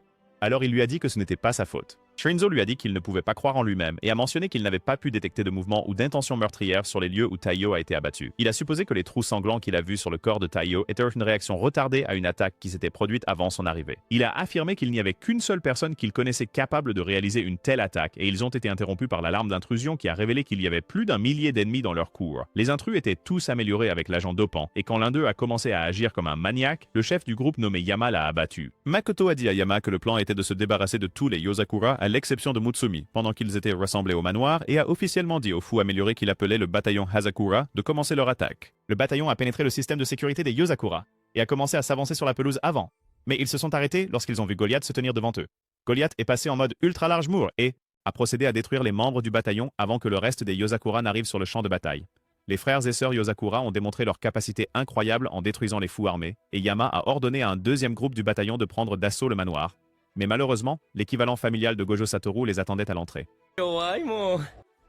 Kyoichiro les a tous détruits sans même lever le petit doigt et Goliath s'est occupé du reste du groupe. Cependant, Yama a refusé de reculer et a dévoilé son véritable corps monstrueux qui avait une main énorme. Il a utilisé ce bras pour projeter Goliath dans le manoir Yozakura, ce qui a permis à Yama d'entrer dans le manoir parce que Kyoichiro a désactivé ses pièges à fils pour ne pas blesser Goliath. Yama a ensuite commencé à troller Kyoichiro et ils ont été interrompus lorsque l'espion mystérieux aux cheveux blancs d'avant a activé le mode hibernation sur le manoir, créant une barrière qui a gardé les Yozakura à l'extérieur du bâtiment avec Yama à l'intérieur. Kyoichiro a dit à Futaba de ne pas s'inquiéter puisque les ennemis ne cherchaient pas à détruire Mutsumi et a mentionné que le mode hibernation ne pouvait être activé qu'en utilisant l'anneau du chef des Yozakura. Il l'a ensuite chargé de gérer le bataillon pendant qu'il partait récupérer la bague de l'ancien chef de famille, qui était avec l'espion aux cheveux blancs. Pendant ce temps, Mutsumi vérifiait Taiyo lorsque les lumières du bâtiment se sont soudainement éteintes et elle a commencé à se demander ce qui se passait. Elle a essayé de contacter Nanao, mais l'appel n'a pas abouti car Yama avait déjà coupé les lignes de communication. Juste à ce moment-là, elle remarqua que le pouls de Taiyo s'affaiblissait et elle commença à paniquer en se demandant comment elle pourrait sauver son cher Taiyo. Au même moment, Kyoichiro se rendit dans une partie de la forêt où il rencontra l'espion aux cheveux blancs et lui dit que l'anneau de fleurs de cerisier qu'il partageait avec le 9e chef lui donnait la même autorité que le chef sur l'hibernation. Il dit que le vieil homme n'avait pas le droit d'avoir l'anneau et l'appela père. De retour au manoir, Mutsumi savait qu'elle devait faire quelque chose même si elle ne pouvait pas quitter la chambre d'hôpital. Et quand elle a regardé une photo d'elle et de sa mère sur le mur, elle a pris une seringue du tiroir. Il y a quelque temps, sa mère lui avait dit que le sang qui coulait en elle lui donnait le pouvoir de faire beaucoup de bonnes et de mauvaises choses. Cependant, sa mère ajouta qu'avec un grand pouvoir venait une grande souffrance et lui dit de s'assurer qu'elle n'utilise ce pouvoir que pour quelqu'un qu'elle aime vraiment afin qu'elle soit prête à accepter toutes leurs souffrances également. De retour au présent, Mutsumi a extrait un peu de son sang et l'a injecté à Taiyo, mais même après cela, elle a remarqué que son pouls continuait de baisser, alors elle a pleuré et l'a supplié de ne pas la quitter. Juste à ce moment-là, Yama est arrivé dans la pièce et il a essayé de l'attaquer par derrière, mais avant qu'il ne puisse la toucher, Taiyo s'est réveillé et l'a repoussé. Un des yeux de Taiyo brillait en rose alors qu'il sortait son pistolet et disait à Yama de ne pas toucher sa maman. Sors d'ici, mec! Merde! Yama fut stupéfait lorsqu'il vit le motif de fleurs briller dans les yeux de Taiyo, et quand Taiyo l'attaqua avec son pistolet paralysant, il encaissa l'attaque et se précipita sur Taiyo. Taiyo le rencontra en l'air avec un coup de pied violent qui l'envoya voler à travers le mur. Yama eut du mal à rassembler ses pensées, et Taiyo non plus ne comprenait pas ce qui lui arrivait, mais il se précipita à nouveau sur Yama. Il remarqua que son corps se sentait léger et que les mouvements de Yama lui semblaient lents. Sans même regarder Yama, il le frappa à nouveau contre le mur et commença à sentir qu'il pouvait le battre avant que son cerveau ne commence soudainement à se décomposer. Yama se releva et expliqua à Taiyo que le summonin du sang Yozakura de Mutsumi activait les cellules dans tout son corps et que sa sensibilité était si écrasante qu'elle détruisait la capacité de traitement de son cerveau. Il a ensuite dit que même avec l'agent dopant Hanazakura, la moitié de ses alliés finissent par mourir parce qu'ils ne pouvaient pas le tolérer. Puis il s'est préparé à lancer une autre attaque sur Taiyo. Mutsumi a soudainement attrapé Taiyo et lui a dit de garder ses sens concentrés. Il a essayé de lui dire de s'enfuir, mais elle a dit qu'elle ne pouvait pas le laisser seul avant de souligner que sortir de là ne serait pas une promenade de santé puisque les méchants avaient activé l'hibernation. Elle a ensuite déclaré qu'elle n'avait pas l'intention de les laisser utiliser son cœur pour le mal, et a souri en disant à Taiyo qu'elle était prête à mourir avec lui. Elle lui a dit de fermer les yeux et de se concentrer sur sa voix, et, tandis qu'il l'écoutait, la puissance circulait harmonieusement à travers ses nerfs, l'apaisant dans le processus. Juste à ce moment-là, Yama attrapa Mutsumi et la jeta dans le coin avant de lancer son bras renforcé sur Taiyo. Cependant, Taiyo bloqua sa tentative pathétique de coup de poing et affirma audacieusement qu'il pouvait le voir avant de donner un coup de poing puissant qui détruisit l'estomac de Yama. Yama fut stupéfait par le fait que son estomac refusait de se régénérer après le coup de poing, et il traita Taiyo de monstre en tombant au sol. Dans la forêt, Kyoichiro a demandé à son père de rendre la bague de fleurs de cerisier du 9e chef, mais en réponse, le vieil homme a dit joyeusement que Kyoichiro n'avait pas changé. Le vieil homme a mentionné que tout le monde dans la famille allait bien, y compris Taiyo qui s'était récemment éveillé, et il a dit qu'il était fier d'eux. Il a essayé de continuer sa petite conversation, mais Kyoichiro l'a interrompu en demandant pourquoi il était allé jusqu'à utiliser Tanpopo pour rendre Taiyo plus fort. Il a mentionné combien de personnes étaient mortes dans le processus de recherche du pouvoir du sang Yozakura, puis a souligné tout ce que le vieil homme avait fait pour les acculer à ce moment-là, tout en l'accusant d'avoir entraîné ses camarades dans son complot pour éveiller les capacités de Taiyo. Le vieil homme a affirmé qu'il voulait que Taiyo soit un mari fort pour qu'il puisse protéger sa bien-aimée Mutsumi, et a dit qu'il agissait simplement en tant que père. Il s'est ensuite excusé pour Goliath et a commencé à s'éloigner. Mais Kyoichiro l'a arrêté en utilisant une technique spéciale appelée Tempête Calme, qui a déchiqueté tout dans la zone. De retour au manoir, Taiyo a serré Mutsumi dans ses bras et l'a remercié de l'avoir sauvé. Leur moment romantique a été interrompu lorsqu'ils ont reçu un appel de Shion qui a dit à Mutsumi de rester en attente pour le moment sans désactiver l'hibernation. Quand Shion a dit à Futaba que Taiyo et Mutsumi étaient en sécurité, elle a dit à la famille qu'il était temps de conclure leur bataille contre le bataillon des perdants.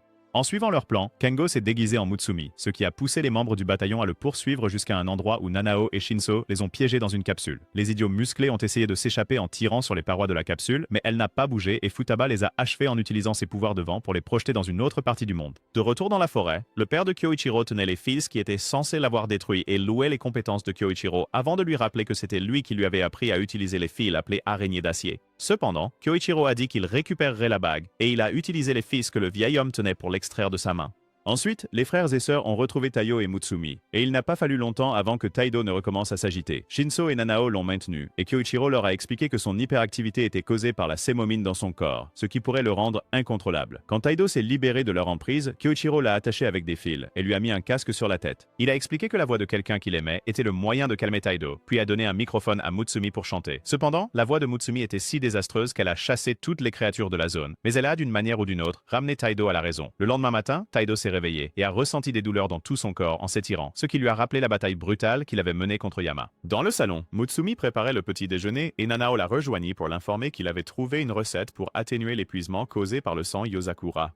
Juste à ce moment-là, Taido est entré dans la pièce et a essayé de les convaincre qu'il allait mieux, mais son corps a soudainement été paralysé par la douleur des crampes musculaires à nouveau. Quand Taido a demandé à Mutsumi si elle pouvait quitter la maison, elle a répondu que Kyoichiro et les autres lui avaient dit de rester à la maison un peu plus longtemps car le danger guettait de tous côtés. Après que Nanao ait aidé Taido à se relever, Mutsumi a suggéré qu'il aille à l'école avec Taido pour la journée, et il a répondu que c'était une excellente idée. Taido a chuchoté à Mutsumi ses inquiétudes sur le fait que Nanao ressemblait à un personnage de Nickelodeon, et elle a alors souligné qu'il n'avait pas encore vu le vrai Nanao. En entendant cela, Nanao s'est injecté un médicament qui a transformé son corps en une taille normale, et il a enlevé son casque pour révéler un visage qui avait l'air très normal aussi. En route pour l'école, Taido n'arrêtait pas de fixer Nanao, et Nanao lui a expliqué que sa compétence d'immunité lui accordait un corps unique capable de neutraliser le poison et de s'améliorer physiquement. Il a également dit qu'il était légèrement difficile à contrôler, c'est pourquoi il gardait son corps légèrement muté pour pouvoir vivre une vie quotidienne plus stable. Nanao a ensuite révélé qu'il avait un médicament qu'il avait inventé lui-même appelé réducteur de gonflement super, qui pouvait supprimer de force la mutation chaque fois qu'il devait aller à l'école. Quand ils sont arrivés à l'école, Nanao a laissé Taido pour retrouver ses amis et Taido a souri en le regardant discuter avec eux. De retour au manoir, Shion et Kengo regardaient depuis la porte pendant que Mutsumi préparait quelque chose qui ressemblait et sentait comme une sauce de toilette.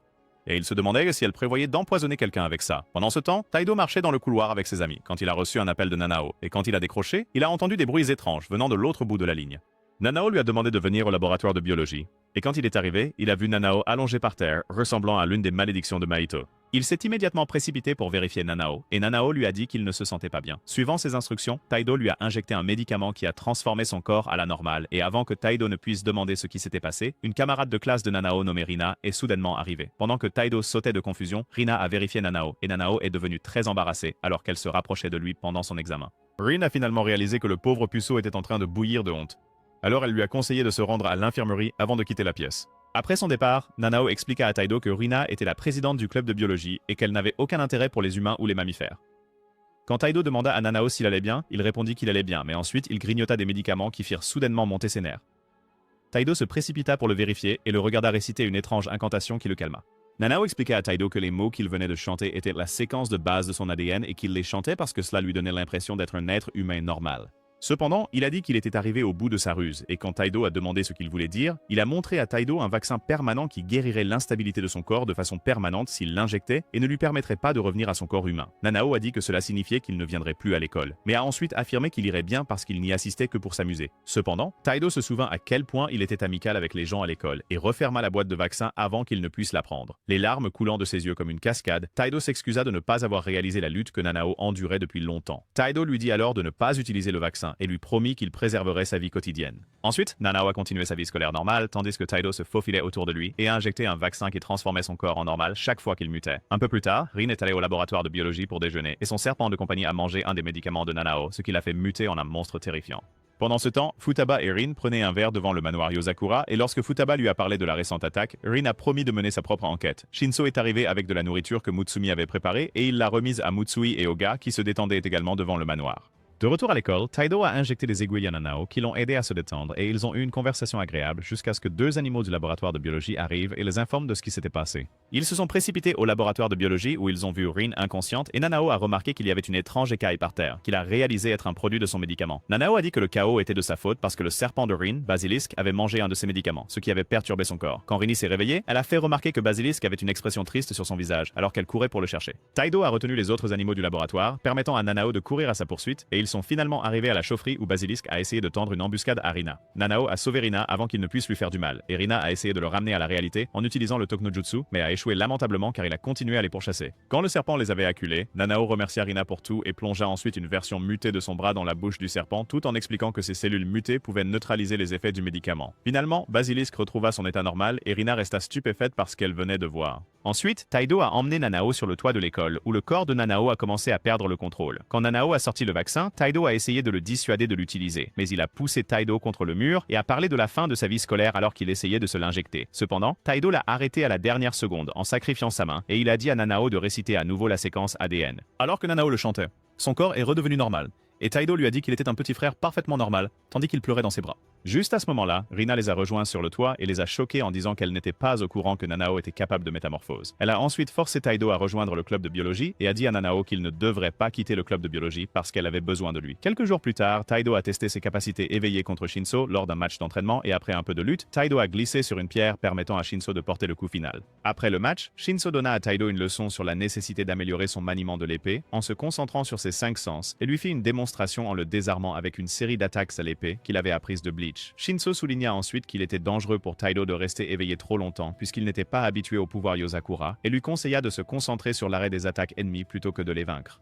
Kyoichiro a interrompu le discours d'encouragement en disant à Taido que ce qui rendait les Yozakura forts, c'était l'usage qu'ils faisaient de leur pouvoir. Il les a ensuite informés qu'il était assigné à l'étranger pour une mission. Et alors qu'il s'éloignait, Mutsumi est apparue et l'a complètement ignoré, avant de dire à Tio qu'elle avait gagné un voyage de 2 jours aux sources chaudes de l'enfer sans fin. Elle a ensuite expliqué à Tio que les sources chaudes de l'enfer sans fin étaient une station pour les membres du monde souterrain, et Kyoichiro a commencé à faire une crise parce qu'il avait raté le voyage à cause de sa mission. Les efforts de Futaba pour le faire taire violemment n'ont pas fonctionné, alors Mutsumi l'a consolé en promettant de partir en voyage avec lui la prochaine fois. Ensuite, Kyoichiro a menacé d'écorcher Taiyovef s'il se baignait avec Mutsumi, puis il est parti pour sa mission. Quelques heures plus tard, Tio et la famille ont eu un voyage chaotique en voiture en se rendant au complexe, et ils ont fini par arriver à un point où ils ont quitté une falaise et atterri dans un océan. Shion a transformé leur voiture en un sous-marin spécial et a expliqué que le complexe de l'Underworld n'était pas accessible par des moyens normaux. Après quelques minutes de conduite sous l'eau, ils sont arrivés au complexe et Tio a commencé à paniquer en voyant qu'il était rempli de voyous à l'air effrayant. Futaba a calmé ses nerfs en l'informant qu'il était illégal de commencer des bagarres dans le complexe, et ils ont été interrompus lorsqu'un groupe de crétins a cherché la bagarre avec eux. Le chef du groupe a essayé de sortir son arme et Tio s'est précipité pour l'arrêter. Mais avant qu'ils ne puissent s'approcher l'un de l'autre, une fille qui travaillait au complexe s'est interposée entre eux et a rappelé au chef des Bozos les règles de l'endroit. Futaba a salué la dame de manière familière et a présenté Tio comme le mari de Mutsumi. En réponse, la femme se présenta à Tio comme Emma, la maîtresse de maison, puis les conduisit à leur chambre. Dans la chambre des garçons, Shinzo et Kengo commencèrent à se battre pour des chaises, et quand Tio demanda pourquoi ils faisaient cela, Nanao expliqua que c'était une tradition familiale pour eux. Ensuite, Nanao a réussi à manipuler Shinzo pour qu'il lui laisse sa chaise, et Taichi leur a raconté une histoire triste sur ses voyages de vacances avec sa famille décédée, ce qui les a tous rendus si émus qu'ils lui ont donné la chaise. Dans la chambre des filles, Futaba a demandé à Mutsumi si elle allait parler à Tio d'un secret qu'elle avait, et lorsque Mutsumi a exprimé son désir de le faire, Futaba l'a assuré que Tio l'accepterait. Plus tard dans la soirée, les garçons traînèrent dans le sauna et tous avaient du mal sauf Shinzo. Nanao s'est transformé en son corps de monstre plus résistant à la chaleur, ce qui a poussé tout le monde à lui crier dessus pour tricherie. Ensuite, ils ont retrouvé les filles et ont fait des activités amusantes ensemble, y compris un jeu de tir que Shinzo a réussi facilement. Quelques heures plus tard, la famille profitait d'un dîner ensemble quand le chef idiot d'avant les a interrompus. Futaba l'a provoqué avec succès pour qu'il essaie de se battre avec elle, mais ses partenaires l'ont retenu. L'idiot de patron a accidentellement renversé sa bière sur Futaba, ce qui a fait paniquer tout le monde par peur de la façon dont elle allait le détruire en retour. Mais au lieu de riposter, Futaba a commencé à faire l'idiote. Shinzo a expliqué qu'elle ne pouvait pas s'arrêter de rire parce qu'elle était ivre et bientôt elle a commencé à faire tourner le boss idiot dans les airs, ce qui a poussé Shion à dire à Tio de s'enfuir avec Mutsumi pendant qu'il gère sa situation. Quelques minutes plus tard, Mutsumi a rencontré Tio dans une pièce désespérée et l'a remercié de l'avoir sauvé. Elle l'a ensuite informé que la pièce dans laquelle il se trouvait avait un bain en plein air privé, et Tio a décidé de prendre un autre bain dans sa chambre. Alors qu'il s'éloignait, Mutsumi l'a arrêté et a suggéré qu'ils prennent un bain ensemble à la place. Au même moment, Kyoichiro marchait avec Emma vers le hall principal où il s'est énervé après avoir vu que Tio et Emma étaient partis ensemble quelque part. Quand Mutsumi a rejoint Tio dans le bain, il a essayé de contrôler ses pulsions de jeune homme et elle lui a dit qu'il n'avait pas besoin de s'en soucier parce qu'elle avait l'habitude de prendre des bains avec ses frères cadets tout le temps. Tio a dit que ce n'était pas la même chose et a ensuite exprimé à quel point il était satisfait du fait qu'ils s'amusaient tous ensemble en famille. Mutsumi a ensuite dit qu'elle voulait dire quelque chose à Tio, et quand elle s'est levée de la piscine, Tio a perdu son calme un instant avant de remarquer une cicatrice entre ses seins. Il a demandé comment elle avait eu cette cicatrice, ce qui l'a amené à révéler que Tanpopo l'avait une fois enlevée et avait essayé de lui enlever le cœur. Elle a révélé que son cœur était capable de créer des dizaines de milliers d'humains améliorés à la fois, mais que cela créerait également autant de victimes. Elle a expliqué qu'elle avait appliqué le sang sur son corps quand il était faible parce qu'elle savait qu'il n'y aurait pas d'effet secondaire majeur et a révélé que c'était son père qui avait organisé les choses de cette manière. Quand Tio a demandé pourquoi son père avait fait cela, elle a dit que c'était parce qu'il voulait que Tio soit infusé avec le sang Yozakura. Mutsumi a ensuite parlé de la façon dont elle avait perdu de vue ce qu'il fallait faire pour la famille, et Tio a suggéré qu'ils aillent voir son père pour l'interroger directement. Leur moment de douceur fut interrompu lorsque le corps de Shinzo vola dans le bain, et quand Kyoichiro apparut, il lança une attaque sur Tio qui fut déviée par Futaba. Futaba dit à Tio et Mutsumi de s'enfuir pendant qu'elle faisait face à Kyoichiro. Elle finit par donner un signal pour que tout le monde au complexe attaque Kyoichiro en même temps avec des oreillers, mais il bloqua toutes leurs attaques. Cependant, Kengo l'a trompé en se faisant passer pour Mutsumi, permettant à tout le monde de l'éliminer avec une attaque combinée. Quelques jours plus tard, Shui et Oga ont infiltré l'une des installations de Tanpopo, et lorsqu'ils sont arrivés dans une certaine pièce, Shui a informé Ren par téléphone que de grandes quantités de Ezikura avaient déjà été déplacées de l'installation. Il a dit qu'il se retirerait immédiatement après avoir reçu un échantillon, mais ensuite Uka a repéré une bombe dans la pièce qui a immédiatement explosé. Pendant ce temps, Makoto a fini d'extraire des informations d'un ordinateur et il est sorti pour admirer la fumée du bâtiment qui venait d'exploser. Yuka et Shui ont réussi à survivre à l'explosion, mais cela leur a fait réaliser que la plupart des informations qu'ils avaient sur Tanpopo étaient obsolètes. Makoto a rencontré dans une forêt une dame aux cheveux blancs qui admirait une fleur et il lui a dit qu'il était temps pour eux d'aller rencontrer quelqu'un d'important. De retour au manoir Yozakura, Mutsumi se versa du thé tout en se remémorant un événement tragique de son passé, et Goliath vint la réconforter. Alors elle le prit dans ses bras et commença à le caresser. À ce moment-là, Ayaka est entrée dans la pièce, l'air stressé, et elle a informé Mutsumi que la plupart de ses efforts de collecte d'informations avec Shion avaient jusqu'à présent mené à des impasses. Cependant, elles ont découvert que Tanpopo transportait régulièrement de grandes quantités de Ezikura. Comme beaucoup d'informations sont fausses, elles n'ont pas pu déterminer la destination, mais elles ont identifié certains de leurs itinéraires et les frères et sœurs se sont séparés pour enquêter sur chacun d'eux. Après le rapport, Ayaka s'est reposée sur les genoux de Mutsumi, et Mutsumi a exprimé son inquiétude quant au fait que Tio n'était pas encore revenu. Au même moment, Makoto a rencontré le père de Mutsumi dans un train et, alors qu'ils dînaient ensemble, Makoto a informé le vieil homme que Tio était à bord. Lorsqu'une dame a commencé à râler sur la nourriture de mauvaise qualité qu'on lui avait servie, Tio, déguisé en serveur, lui a apporté un remplacement. Il a passé les minutes suivantes à effectuer des tâches ardues au service des clients, et ensuite, il s'est assis sur le toit du train et s'est demandé pourquoi il n'avait vu aucun agent de Tanpopo. Depuis ce voyage aux sources chaudes, il enquêtait sur le père de Mutsumi, Momo. Mais il n'a trouvé aucune information sur lui, car il était officiellement mort. Cependant, il a découvert que le train touristique dans lequel il se trouvait était l'une des routes de contrebande de Tanpopo. En y réfléchissant, il a pris la pose typique du personnage principal de Shonen, mais son pistolet électrique est soudainement tombé du train. Quand il est rentré à l'intérieur, il a vu la dame aux cheveux blancs de tout à l'heure sortir la tête par la fenêtre du train, et quand il l'a ramenée à l'intérieur, elle lui a tendu son pistolet qu'elle pensait être un jouet perdu. Elle s'est ensuite présentée comme Yuki, et lui a demandé de lui apporter du vin.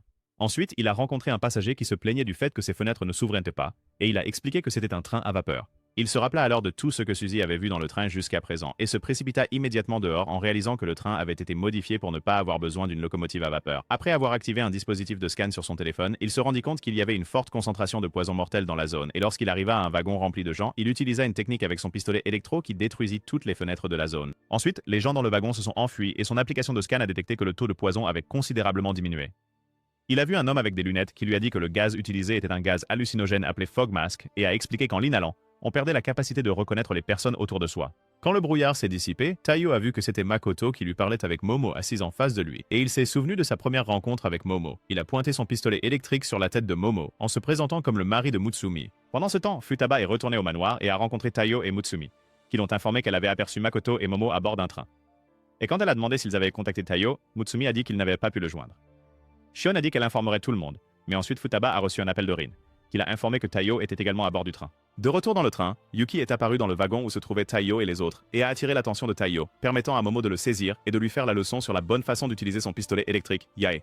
Taiyo s'est libéré de son emprise et a essayé de faire sauter la cervelle du vieux bonhomme. Mais il a été arrêté par Yuki, qui l'a enveloppé avec ses longs cheveux. Yuki a ensuite fait tomber son arme de sa main et Makoto l'a réintroduite comme Hakuja, une femme qui était 100% compatible avec Hazakura. Makoto a ensuite révélé qu'il avait diffusé un tas de fausses informations pour détourner les autres Yozakura ailleurs, afin de pouvoir attirer Taiyo dans ce train. En partant, Momo a dit à Taiyo que le sang de Mutsumi qui coulait en lui montrerait le chemin, puis il a rejoint Makoto dans un autre wagon. Hakuja a détaché le wagon dans lequel il se trouvait, leur permettant de s'échapper pendant qu'elle enveloppait Taiyo dans ses cheveux. Taiyo s'est libéré de ses cheveux et a esquivé plusieurs attaques qu'elle lui lançait, mais avant qu'il ne puisse porter l'une de ses propres attaques, Hakuja l'a projeté contre le mur. Elle a ensuite expliqué que ses cheveux utilisent un composant synthétisé du sang Yozakura, appelé parasuminine comme catalyseur, pour déplacer ses mèches de cheveux à 100% d'efficacité, et a affirmé qu'il n'avait aucune chance contre elle parce qu'il était inexpérimenté. Quand Taiyo a pointé Yae vers elle lui a raconté comment elle était autrefois si maladive qu'elle pouvait à peine marcher jusqu'à ce que le Hazakura la sauve, et a révélé qu'elle mourrait bientôt d'une mort terrible. Quand Taiyo a demandé pourquoi elle utilisait le médicament, elle a dit que c'était parce qu'elle désirait fortement vivre, et lui a ensuite dit qu'il devait l'arrêter elle et le train, sinon Tanpopo finirait par tout avaler, y compris Mutsumi. Elle l'attaqua alors de nouveau sans relâche, mais Taiyo esquiva tous ses coups de cheveux avant de préparer une explosion surpuissante. Cependant, Hakuja bloqua l'explosion avec ses cheveux et révéla que ses cheveux bloquent l'électricité. Taiyo déclara alors qu'il la forcerait à passer et transforma Yae en une épée électrique qu'il nomma Rein.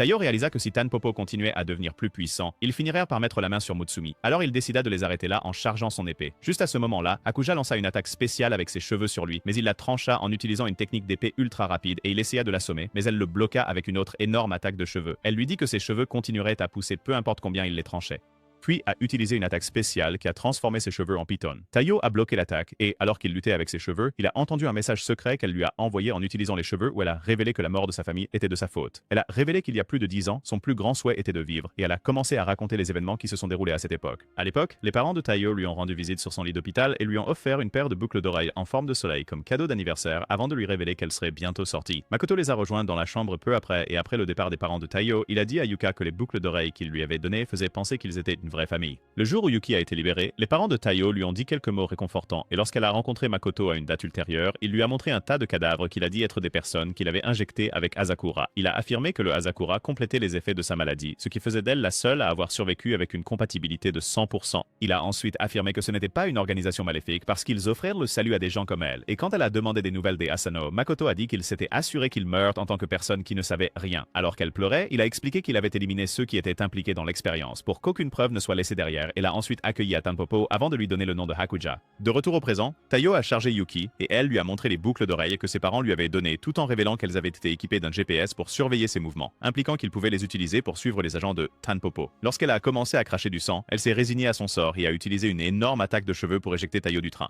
Dans les airs, Taiyo se souvenait de la gentillesse de sa famille et il se rappelait aussi à quel point il était dévasté de ne pas avoir pu les sauver. Il avait l'impression de perdre constamment les personnes qu'il aimait parce qu'il était faible et, alors qu'il réfléchissait, Yuki le rejoignit sur le toit du train et l'informa que ses camarades recevraient bientôt l'ordre Hazakura qu'il visait. Taiyo se précipita soudainement sur elle avec intensité et Yuki réussit à bloquer. Makoto s'est enthousiasmé parce qu'il avait l'impression d'assister au véritable pouvoir de Yozakura, mais Momo lui a dit que Taiyo perdait simplement le contrôle du Semanin à cause de ses fortes émotions. Il a ensuite expliqué à Makoto que le Semanin augmentait ou diminuait en fonction des émotions de l'utilisateur, ce qui le rendait puissant mais aussi plus dangereux que le Hazakura. Il a ensuite prédit que Taiyo mourrait bientôt parce que son corps ne pouvait pas encore supporter ce niveau de puissance et Yuki l'a rapidement attaché à nouveau avec ses cheveux. Taiyo a ensuite eu un flashback d'un moment où Mutsumi prenait soin de lui, ce qui lui a donné la motivation nécessaire pour se libérer de son emprise. Taiyo s'est ensuite entaillé la jambe pour ajuster l'accumulation excessive de Semanin dans son système, et il a juré de protéger ce qu'il avait avec Mutsumi et les autres avant de se précipiter vers elle avec de l'électricité parcourant tout son corps. Yuki a essayé de l'arrêter avec une attaque spéciale, mais il a détruit son attaque et l'a achevé avec un mouvement spécial qu'il appelait Amaterasu. Alors que Yuki tombait au sol, elle se souvenait du temps passé avec les Asano et Taiyo l'a rattrapée. Il a dit que ses parents lui parlaient de la gentillesse dont elle faisait preuve et lui a dit que leur mort n'était pas de sa faute avant de la remercier d'avoir gardé le souvenir qu'il lui avait donné. Après le décès de Yuki, Taiyo a décidé d'arrêter le train, mais une main de bête géante est soudainement apparue derrière lui et l'a lacéré. Et une fille nommée Ai, qui était responsable de l'attaque, a reçu quelques compliments de son camarade nommé Mizuki, puis Mizuki a commencé le processus de tuer Taiyo en l'étranglant. Cependant, ils ont vu que Futaba et Rin attendaient au devant et Ai a essayé de les affronter, mais Rin l'a renvoyé dans les bras de Mizuki en un rien de temps. Mizuki a ensuite utilisé une capacité spéciale qui a transformé sa tête en une masse déformée et a émis un gaz toxique vers eux. En réponse, Rin a envoyé Futaba voler vers eux et elle a facilement dispersé le gaz toxique avant de déchirer le train en utilisant un puissant jutsu. Ensuite, ils ont récupéré le corps de Taiyo et sont retournés ensemble au manoir en volant. Quelque temps plus tard, Makoto jouait aux cartes avec Ai et se détendait avec le reste de l'équipe Tanpopo lorsqu'ils ont été rejoints par d'autres membres, y compris Onuma et Akai. Anuma a utilisé ses pouvoirs de neige pour jouer avec A, tandis qu'un autre membre nommé Kacha utilisait la langue des signes pour parler à Makoto. Makoto a ensuite annoncé qu'ils allaient organiser une fête et Momo s'est assise dans le coin en regardant une carte qui avait une icône de Mutsumi dessus.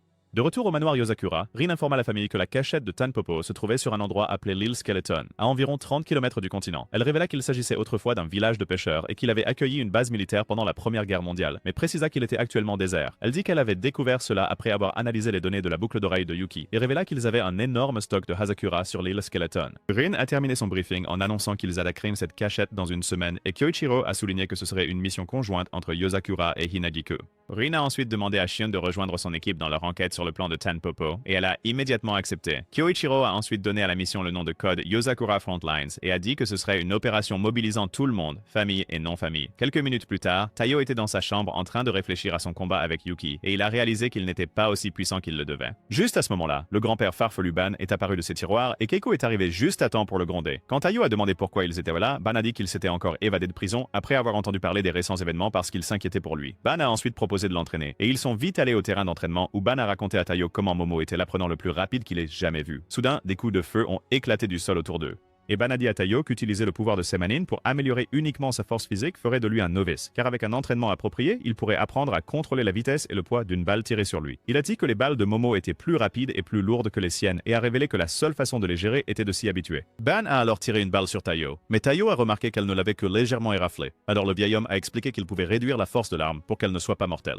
Il a alors commencé à tirer des balles sur lui à plusieurs reprises, et Taiyo a essayé de les dévier, mais finalement il a été mis hors de combat lorsqu'une des balles l'a frappé en plein visage. Alors que Taiyo criait de douleur, Ban a dit qu'il continuerait à tirer sur Taiyo pendant une semaine et a expliqué que s'il pouvait s'habituer à ce que Semanen soit éveillé en permanence sans perdre le contrôle, il apprendrait à capter la trajectoire des balles par lui-même. Taiyo se releva alors avec un air déterminé sur le visage, et Ban sortit une énorme collection d'armes avant de promettre de tirer 1 million de coups sur lui. Pendant ce temps, Rin avait une réunion avec Kyoichiro et Seiji au quartier général de Hinajiku, et Rin a accidentellement déchiré les bandages sur sa main pour révéler un tatouage de pissenlit dans sa paume. Kyoichiro a proposé de l'aider à enlever la marque en utilisant la peau synthétique de Kengo, mais elle a refusé avant de jurer qu'elle ne s'en débarrasserait qu'après avoir éliminé Tanpopo. Elle a ensuite révélé que la raison pour laquelle elle a fondé Hinagoku était de s'assurer que personne d'autre ne soit utilisé pour des expériences par Tanpopo comme elle l'a été. En même temps, Nanao a demandé à Sui et Oga à propos des marques de pissenlit sur leur corps. Alors Sui a révélé qu'ils étaient d'anciens sujets de test de Tanpopo, avant d'expliquer à Nanao les motivations de Rin pour fonder Hinagiku.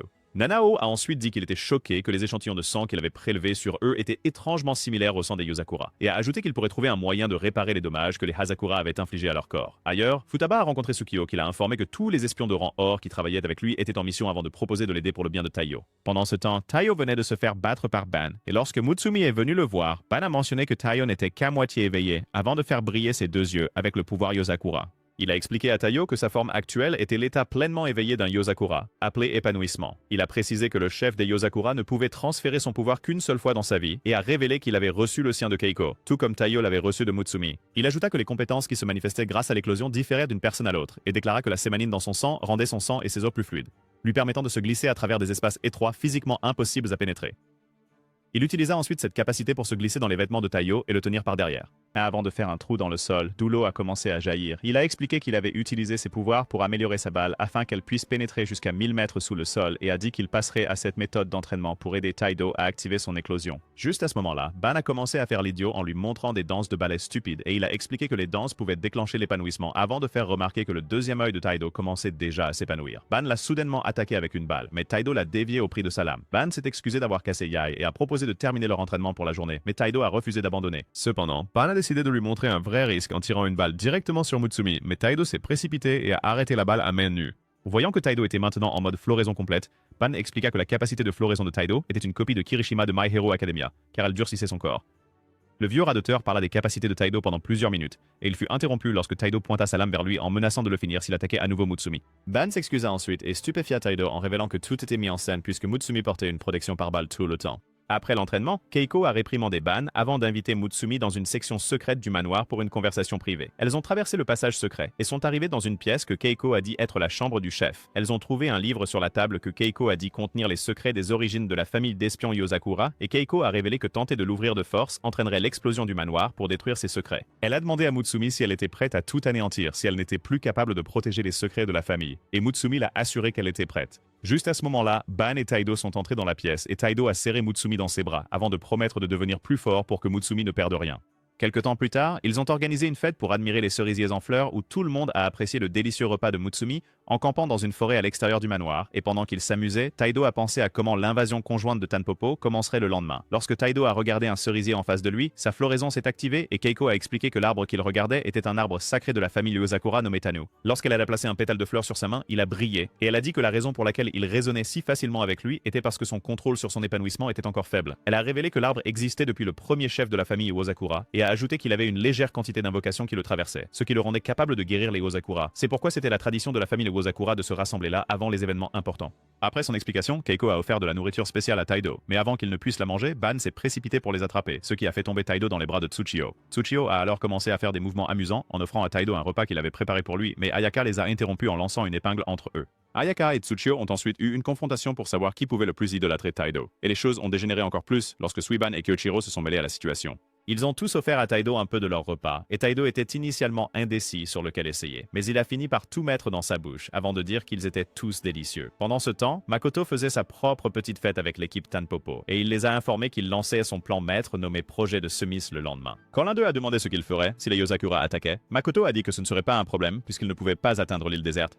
Akai a utilisé son pouvoir de flamme pour réchauffer leur dinde rôtie et elle a fini par griller le visage de Makoto par accident, ce qui a poussé Ai à lui jeter un gâteau dessus pour tenter de le sauver. De retour à la fête des Yozakura, Taido a été surpris en voyant une scène installée. Alors Ban a expliqué qu'une performance d'idole pendant la fête faisait aussi partie de leur tradition familiale. Juste à ce moment-là, Shion est monté sur scène et a commencé à chanter sa chanson préférée de Beyoncé tandis que Mutsumi et Keiko l'accompagnaient à la guitare. Pendant la performance, Ayaka s'est déchaînée à la batterie tandis que Goliath et Nanao faisaient des danses bizarres sur scène et le duo comique de Kyoichiro et Ban s'enthousiasmait autant qu'il le pouvait depuis la foule. Ensuite, Shinso est monté sur scène portant une tenue plus bizarre que tout ce qu'on trouve dans JoJo, et il a commencé à chanter du hard rock, ce qui a fait exploser les tympans de Taido. Après sa performance, les autres ont fait leur propre numéro, et ils se sont tous amusés ensemble jusqu'à ce que Mutsumi monte à nouveau sur scène pour annoncer qu'il était temps de passer en revue les détails de leur opération conjointe. Elle leur a dit de regarder les manuels qu'ils avaient reçus, et, ce faisant, elle a révélé que la mission avait 3 objectifs. Le premier était de récupérer chaque once de Asakura en possession de Tanpopo et d'arrêter Makoto. Le deuxième était de libérer tous les sujets de test, et le troisième était de dévoiler la vérité sur Momo, dont les mouvements ont été au-delà de tout ce qu'il pouvait prévoir jusqu'à présent. Mutsumi a terminé son discours en motivant tout le monde, et Kyoichiro a soudainement tiré Taido avec ses fils. Il a emmené Taido à une pierre tombale qui appartenait à sa mère et a dit qu'il n'y avait rien à l'intérieur.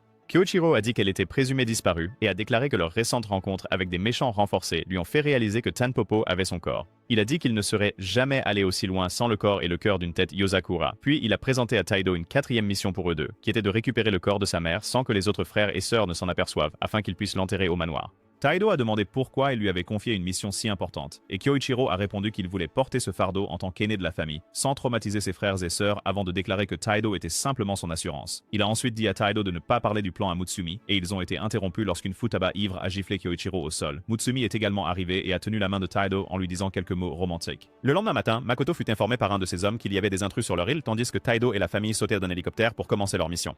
Quand Shinso demanda comment leurs informations avaient été divulguées, Momo dit que c'était Yuki qui lui avait envoyé des messages codés en utilisant ses cheveux. Pendant ce temps, Shion a expliqué à quel point la structure de la cachette de Tanpopo était compliquée, et soudain elle a été exclue de leur système. Taido et le reste de l'équipe ont foncé vers la cachette en chevauchant Goliath, et à l'entrée, ils ont vu Akai les attendre. Akai a créé une main de flamme géante pour les arrêter, et en réponse, Futaba a sauté de Goliath et a utilisé sa manipulation pour transformer la main en une tornade de flamme qui a frappé Akai ainsi que l'entrée. Taido et l'équipe se sont précipités dans l'installation et ont facilement éliminé quelques gardes de sécurité qui se trouvaient sur leur chemin. Shion a dit à Kengo et Nanao de se concentrer sur le sauvetage des sujets de test, tandis que Kyoichiro, Shinso et Taido continuaient à avancer vers le centre nerveux.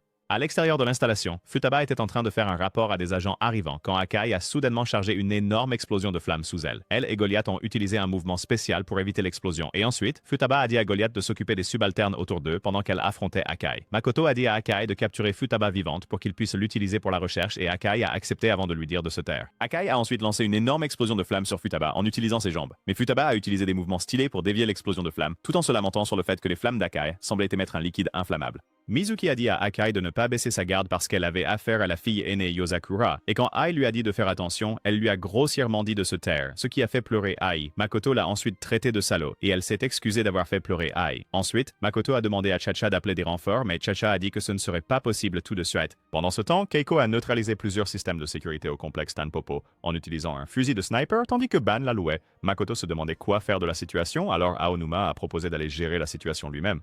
Quand Ai est venu convaincre Aonuma de rester, il l'a assuré qu'il irait bien.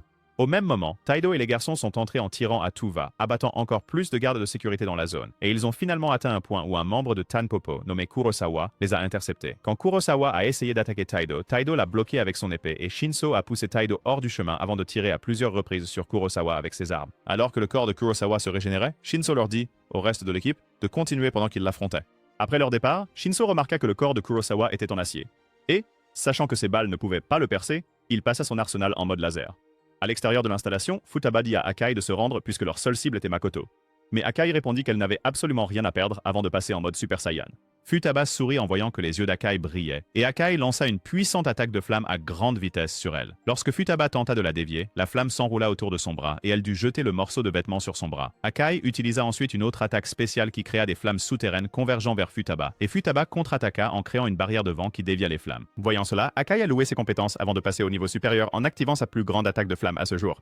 Ailleurs, Chacha informa Makoto que l'éclosion d'Akai avait été activée. Et Makoto dit qu'il ne pensait pas qu'elle irait aussi loin, avant de raconter comment il l'avait rencontrée. Il y a quelque temps, la famille d'Akai a été brûlée dans un incendie de maison. Et Makoto a réussi à réparer Akai en utilisant les restes de ses frères et sœurs décédés. Quand Akai s'est réveillée, elle a détruit le pyromane qui avait tué sa famille et a officiellement rejoint l'armée de Makoto. De retour au présent, Futaba a survécu à sa massive attaque de flamme. Alors Akai a menacé de lancer des attaques encore plus dévastatrices qui finiraient par la tuer si elle ne la tuait pas. Cependant, Futaba a dit qu'elle n'avait pas l'intention de la tuer ni de mourir et a affirmé qu'elle comptait embrasser l'hostilité à l'intérieur d'Akai alors que sa floraison s'activait. Akai se souvint d'un moment où Makoto lui avait conseillé de ne pas s'engager si elle rencontrait une vraie Yosakura en mode floraison, mais elle était déterminée à la tester, alors elle lança une autre attaque de flamme sur elle. Futaba réduisit l'attaque de flamme à néant et expliqua que sa capacité de floraison s'appelait magnanimité, ce qui augmentait sa vision cinétique au maximum, lui accordant des doigts sensibles et précis capables de neutraliser toute attaque avec laquelle ils entraient en contact. Akai lança une rafale de flamme sur elle et alors que Futaba commençait à les neutraliser, Makoto lui dit de battre en retraite car augmenter davantage ses pouvoirs la ferait brûler à mort. Cependant, Akai a affirmé qu'elle s'en fichait et elle a encore augmenté la chaleur en déclarant qu'elle voulait détruire tous ceux qui l'ennuient.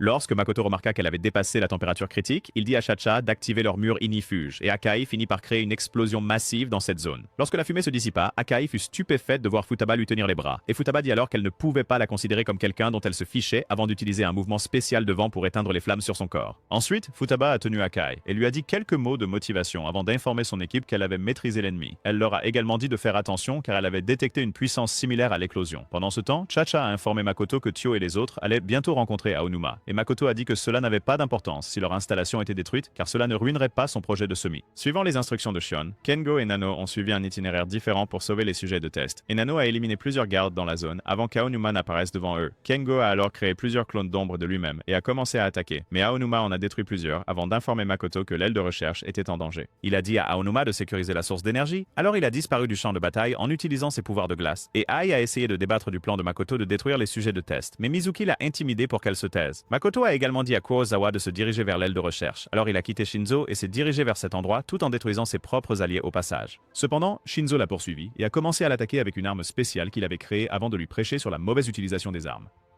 Soudain, un mur géant est apparu entre eux. et Shion a dit à Shinzo que c'était elle qui les avait séparés à distance. Lorsque Kurosawa a commencé à percer le mur, Shion lui a dit de rejoindre Tio et Kyoichiro, pendant qu'elle s'occupait de Kurosawa. Cependant, Shinzo refusa et dit qu'il activerait son épanouissement si nécessaire car il était déterminé à arrêter Kurosawa quoi qu'il arrive. Ayaka est soudainement devenue la pom-pom girl personnelle de Shinzo et elle a révélé à Shion et aux autres qu'il avait créé une arme bien au-delà de tout ce que Tony Stark avait jamais fabriqué, appelée Turmeric. En utilisant l'arme, Shinzo a frappé Kurosawa, et comme Kurosawa continuait à se régénérer, il a transformé l'arme en différentes formes pour attaquer à nouveau. Finalement, Kurosawa a réalisé une expansion de domaine en couvrant la zone avec son corps d'acier. Mais lorsqu'il a lancé des pointes d'acier sur Shinzo de tous les angles, Shinzo les a bloqués. En transformant Turmeric en bouclier, Kurosawa a continué d'attaquer sans relâche, provoquant des fissures dans son bouclier. Et Shinzo s'est souvenu de quelques mots gentils que sa mère lui avait dit, ce qui lui a donné la motivation nécessaire pour détruire l'acier dans la zone, avant de passer en mode floraison. Shinzo s'est soudainement précipité devant Kurosawa et a attaqué avec toute la force de Turmeric. Kurosawa a encaissé son attaque et l'a projeté contre le mur. Mais il a réalisé que ses parties démembrées refusaient de se régénérer. Et Shinzo a expliqué que c'était parce qu'il avait détruit les cellules à l'intérieur, les rendant rien de plus que des morceaux de métal inutiles. Shinzo s'est ensuite traité de lâche, qui avait peur de perdre ses proches, et a révélé que la raison pour laquelle il était obsédé par les armes était à cause de leur caractère effrayant. Il a révélé que sa floraison s'appelait Destruction. Puis il a transformé Turmeric en un anneau de différentes armes terrifiantes. Lorsque Kurosawa l'a attaqué à nouveau, il a déclenché une rafale d'attaque en utilisant ses armes d'une manière qui le faisait ressembler au Dr Octopus des films Spider-Man. Et Kurosawa s'est affronté avec lui férocement, mais a finalement été repoussé. Kurosawa a ensuite fait repousser son bras coupé et a tranché Shinzo à la tête. Mais cela n'a fait qu'aider Shinzo à libérer le sang qui bouillonnait en lui, lui permettant de transformer Turmeric en une grande épée qu'il a utilisée pour le charger. Shinzo a ensuite brisé le corps de Kurosawa en 1 million de morceaux et l'a remercié pour la coupure à la tête d'avant, car cela lui a permis de ne pas devenir fou et de ne pas le tuer. Ensuite, Shinzo informa l'équipe locale qu'il avait sécurisé la route, et Ayaka fut très contente de l'apprendre. Juste à ce moment-là, des gardes commencèrent à charger vers Shinzo, mais avant qu'il ne puisse réagir, Makoto appuya sur un bouton qui les fit, ainsi que tous les autres gardes dans le bâtiment, s'autodétruire. Chacha demanda à Makoto s'il était nécessaire de perdre leur précieux échantillon à cause des intrus, et Makoto a dit que cela n'avait pas d'importance, car tant que ce projet de semence réussissait, il n'aurait besoin de rien d'autre. Nahano a informé Shion que les gardes avaient explosé, et Shion a annoncé à tout le groupe que Makoto ne se souciait pas de la cachette ou des sujets de test, ajoutant qu'il prévoyait de se faire tomber avec eux tous pour le bien de son plan. Elle a également révélé qu'il y avait plus de 2000 tonnes de Hazakura concentrées dans la partie la plus profonde de l'installation, ce qui était plus que suffisant pour 10 milliards de personnes, et que l'ensemble du dépôt était couvert d'explosifs. Dès que le Hazakura serait synthétisé au niveau supérieur, tout le bâtiment exploserait et des quantités massives de Hazakura seraient libérées dans l'océan. Éventuellement, cela s'infiltrerait dans les principales nations côtières, et les personnes non compatibles seraient instantanément détruites, tandis que celles à moitié compatibles deviendraient folles, transformant le monde en un cauchemar apocalyptique. Shion a ensuite annoncé à tout le monde que stopper le projet de semence était désormais leur priorité absolue, et les a informés qu'il leur restait environ 30 minutes avant l'explosion. Keiko a dit qu'elle ferait sauter la trappe de secours, et Shion a décidé de pirater à nouveau le système de détonation en faisant refléter ses ondes cérébrales dans les électrodes d'analyse V. Lorsqu'elle a essayé de le pirater, elle a été inondée de messages d'erreur et elle s'est demandé si le bruit qu'elle entendait était le résultat d'un piratage inversé. Apparemment, c'était Chacha qui interférait avec ses ondes cérébrales, et il lui a dit qu'elle avait coupé toutes les sources d'énergie de l'installation pour l'arrêter. Juste à ce moment-là, Kengo a aidé Shion en rallumant une des alimentations, et quand Aonuma l'a poignardé avec un glaçon, il a explosé de la même manière que les clones de l'ombre. D'autres clones de l'ombre sont arrivés dans la zone, et Kengo a dit à Shion de s'occuper du piratage pendant qu'il affrontait Aonuma.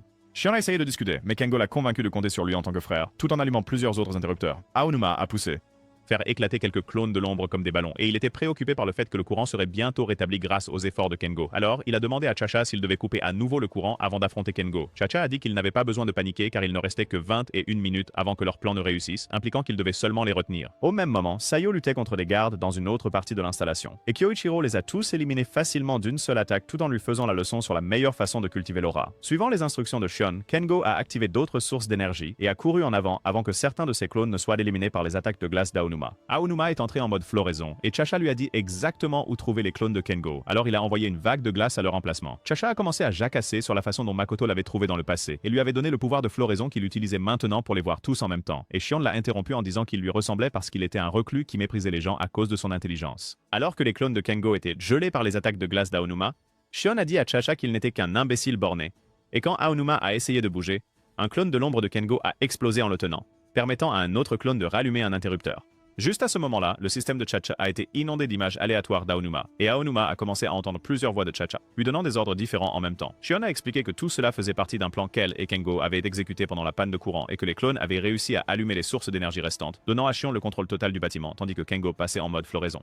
Kengo a révélé à Aonuma que son pouvoir lui permettait de se transformer en d'autres personnes, et il l'a démontré en transformant ses yeux en ceux d'Aonuma. Il a ensuite énoncé toutes les informations personnelles d'Aonuma, et Aonuma a eu l'impression qu'il l'avait googlé jusqu'à ce que Kengo mentionne que sa veste était un souvenir de sa grand-mère, Hako. Il a ensuite raconté comment les parents d'Aonuma l'ont abandonné, le laissant aux soins de sa grand-mère qui vivait dans la pauvreté avec lui jusqu'au jour de son décès. Avant qu'il ne puisse continuer l'histoire, Aonuma l'a plaqué au sol avec colère en lui criant de se taire, mais Kengo l'a calmé en lui rappelant comment sa grand-mère le réchauffait. Aonuma a alors dissipé la glace qui le recouvrait et a dit à Chacha qu'il ne pouvait plus se battre. Juste à ce moment-là, Chacha remarqua qu'il était observé et Shion révéla que son pouvoir en pleine floraison, nommé Analysation, lui permettait de prendre le contrôle total du système de l'installation comme un super ordinateur. Puis elle fit exploser la pièce où Chacha opérait. Ensuite, Shion informa Sayo et Kyoichiro qu'elle avait pris le contrôle du système de défense et relançait maintenant leur mission. Pendant ce temps, Kyoichiro et Sayo sont arrivés à la porte de la partie la plus profonde de la cachette et il a dit à Shion qu'il donnait la priorité à la capture de Makoto. Kyoichiro et Sayo ont utilisé une attaque combinée pour détruire la porte et de l'autre côté, ils ont vu Makoto qui a remercié Sayo de s'occuper de Hakuja. Kyoichiro a dit à Sayo de ne pas mordre à l'hameçon car tout dommage infligé à Makoto ferait exploser l'ensemble de l'installation. Et Makoto a dit qu'il se fichait de mourir tant que le projet de semi fonctionnait. Il a révélé qu'il avait mis en place un autre moyen de dissuasion au cas où il échouerait et leur a montré une vidéo en temps réel de Nano, ce qui a inquiété Sayo pour lui. Pendant ce temps, Nano a conduit les sujets de test hors du laboratoire, puis il a été pris en embuscade par Ai avant que Mizuki n'arrive sur les lieux. Mizuki exhibait son apparence horrifique tout en se moquant de Nanao que sa mission échouerait, et Nanao a remarqué qu'il émettait du gaz soporifique partout dans la zone. Mizuki a révélé qu'il avait inondé le passage de gaz soporifique et que les sujets de test qui s'étaient échappés étaient maintenant inconscients, attendant d'être capturés à nouveau. Il a félicité Nanao pour avoir pu neutraliser son gaz toxique, mais a affirmé que c'était inutile, et à ce moment-là, Ai l'a frappé au ventre avant de lui demander de rendre ses amis. Quand Mizuki a demandé à Nanao ce qu'il ferait pour les arrêter, Nanao a mentionné qu'ils étaient aussi des sujets de test et leur a tendu une branche d'olivier en leur proposant de les aider à retrouver leur corps grâce à ses recherches. Il a également promis de les aider à se réintégrer dans la société et Ai a commencé à céder, mais ensuite Mizuki a révélé qu'ils avaient déjà un moyen de retirer le Hazakura de leur corps. Il a affirmé qu'ils ne mourraient pas si la base explosait et a dit qu'ils n'avaient pas de société à laquelle retourner. Mizuki a ensuite révélé que sa famille avait été assassinée par la société lors d'un cas de contamination il y a plus de 10 ans, ce qui a causé la mort non naturelle de plusieurs directeurs de l'entreprise. Lorsque la société de Mizuki a essayé de poursuivre en justice les personnes puissantes responsables, ils ont perdu le procès et ont été critiqués par la presse comme un groupe d'intérêt particulier jouant la carte de la victime pour en tirer profit. Mizuki a affirmé que la société l'avait rejeté, ce qui l'a amené à accepter son destin d'être condamné à mourir à cause de l'infection et finalement c'est Makoto qui l'a sauvé en l'amenant dans Tanpope. Mizuki a alors commencé à utiliser son bras muté pour torturer Nanao et Makoto. A vu que Sayo était inquiet pour Nanao, alors il lui a dit de l'attaquer pour qu'ils meurent tous ensemble et que tout se termine.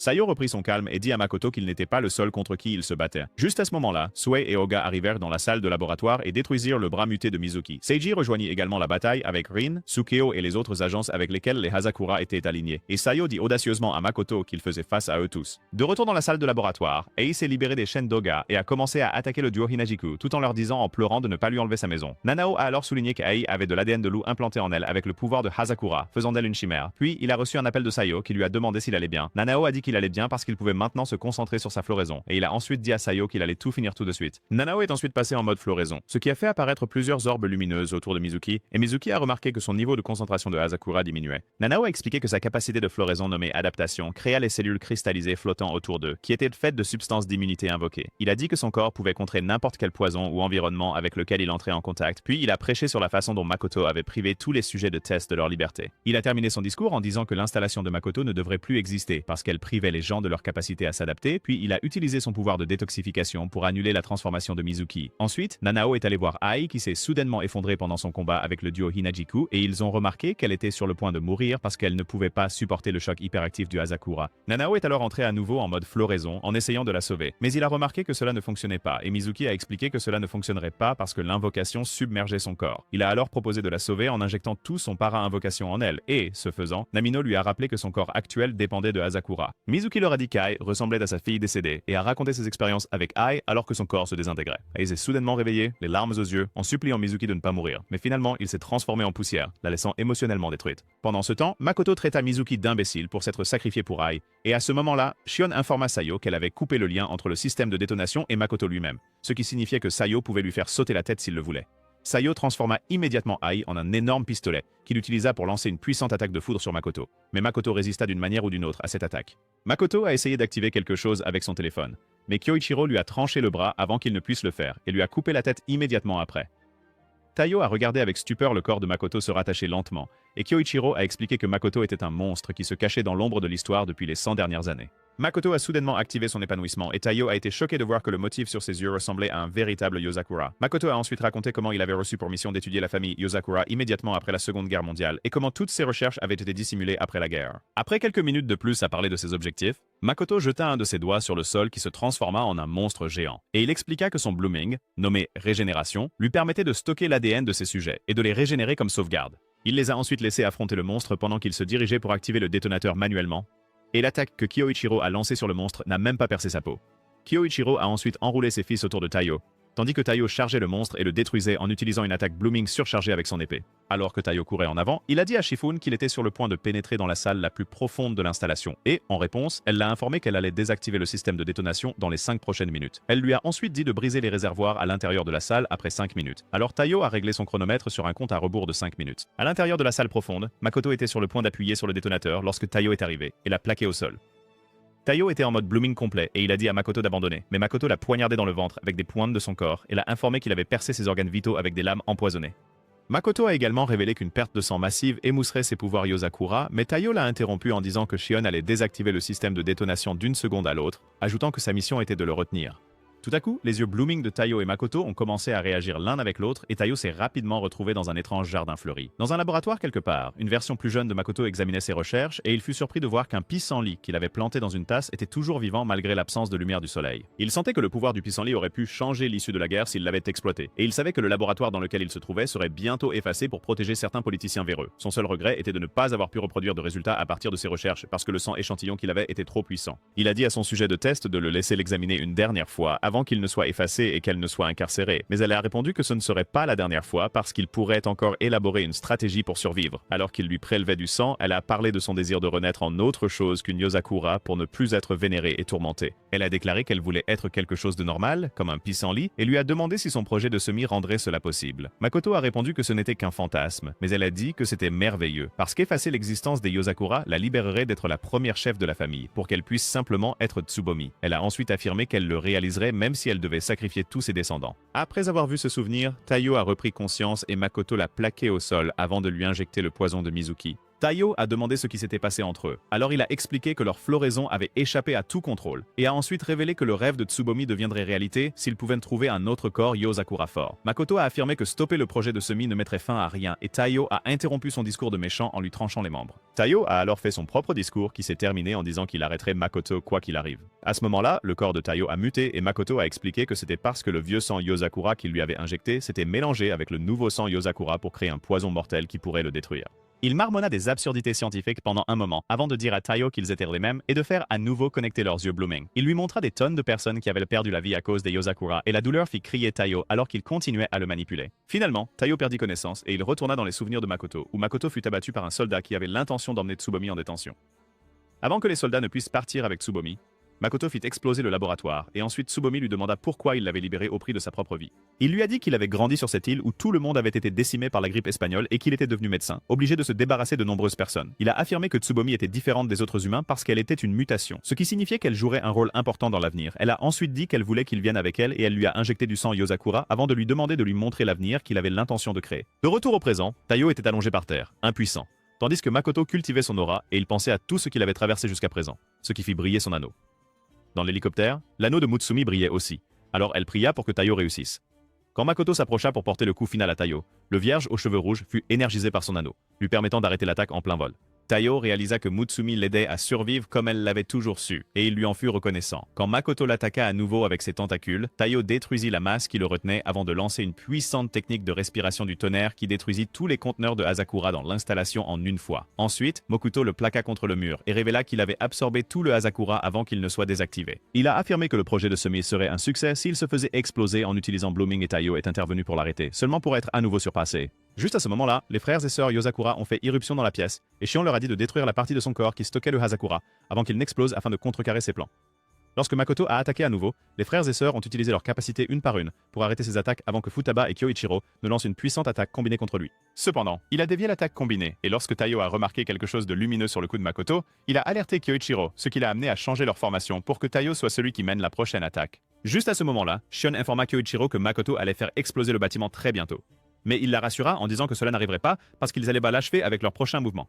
Lorsqu'il leur dit que Taiyo serait à l'avant-garde de cette attaque, tout le monde fut déconcerté, mais ils décidèrent de ne suivre le plan quand même. Futaba a lancé Taiyo vers Makoto en utilisant ses pouvoirs de vent, et Makoto a essayé de contrer, mais Kyoichiro a enveloppé Taiyo dans ses fils, lui permettant de déchirer le bras surdimensionné de Makoto avec facilité.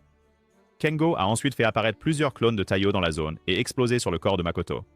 Ensuite, Shinzo a fracassé le sol, créant un tas de rochers que Futaba a lancé à plusieurs reprises sur Makoto, en utilisant sa manipulation du vent. Et Makoto a encaissé leur attaque sans se rendre compte que Taiyo avait foré le sol en dessous d'eux pour atteindre la pièce où la mère de Kyoichiro était gardée.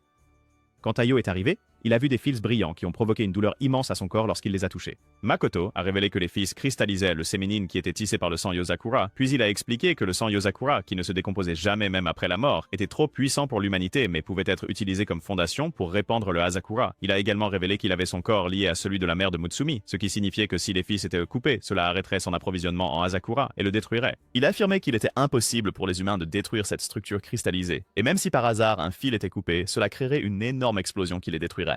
Juste à ce moment-là, Taiyo a saisi les fils et a affirmé qu'il dépasserait ses limites pour Mutsumi en les déchirant. Les fils ont provoqué une explosion, mais cela n'a pas du tout blessé Taiyo grâce à sa capacité de durcissement, et il a porté le corps de la mère de Mutsumi. Shion les a informés que les niveaux de Hazakura de Makoto diminuaient, et le corps de Makoto a commencé à fondre, alors il a essayé de compléter son plan en faisant exploser son corps. Cependant, Futaba a arrêté sa tentative d'attentat-suicide en utilisant un mouvement spécial qui a scellé l'énergie de l'explosion, permettant à Nono de cristalliser le Hazakura dans son corps pour qu'il ne puisse plus le faire exploser. Kengo a ensuite synchronisé son épanouissement avec celui de Makoto afin de réduire son séménine à 10%, ce qui a créé une ouverture pour que Shinzo l'enveloppe dans son arme.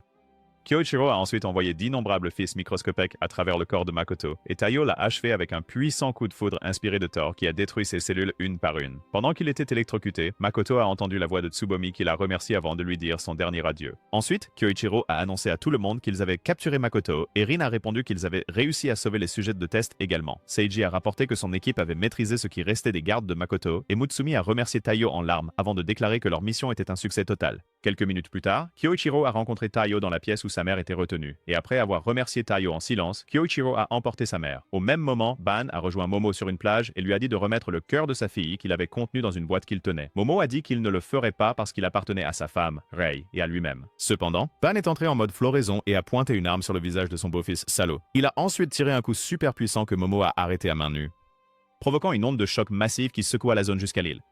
Momo dit que le tir de Ban était impressionnant parce que sa capacité de floraison nommée Daphné d'hiver ne pouvait pas tout absorber, et ensuite il se transforma en fleurs de cerisier qui s'envolèrent.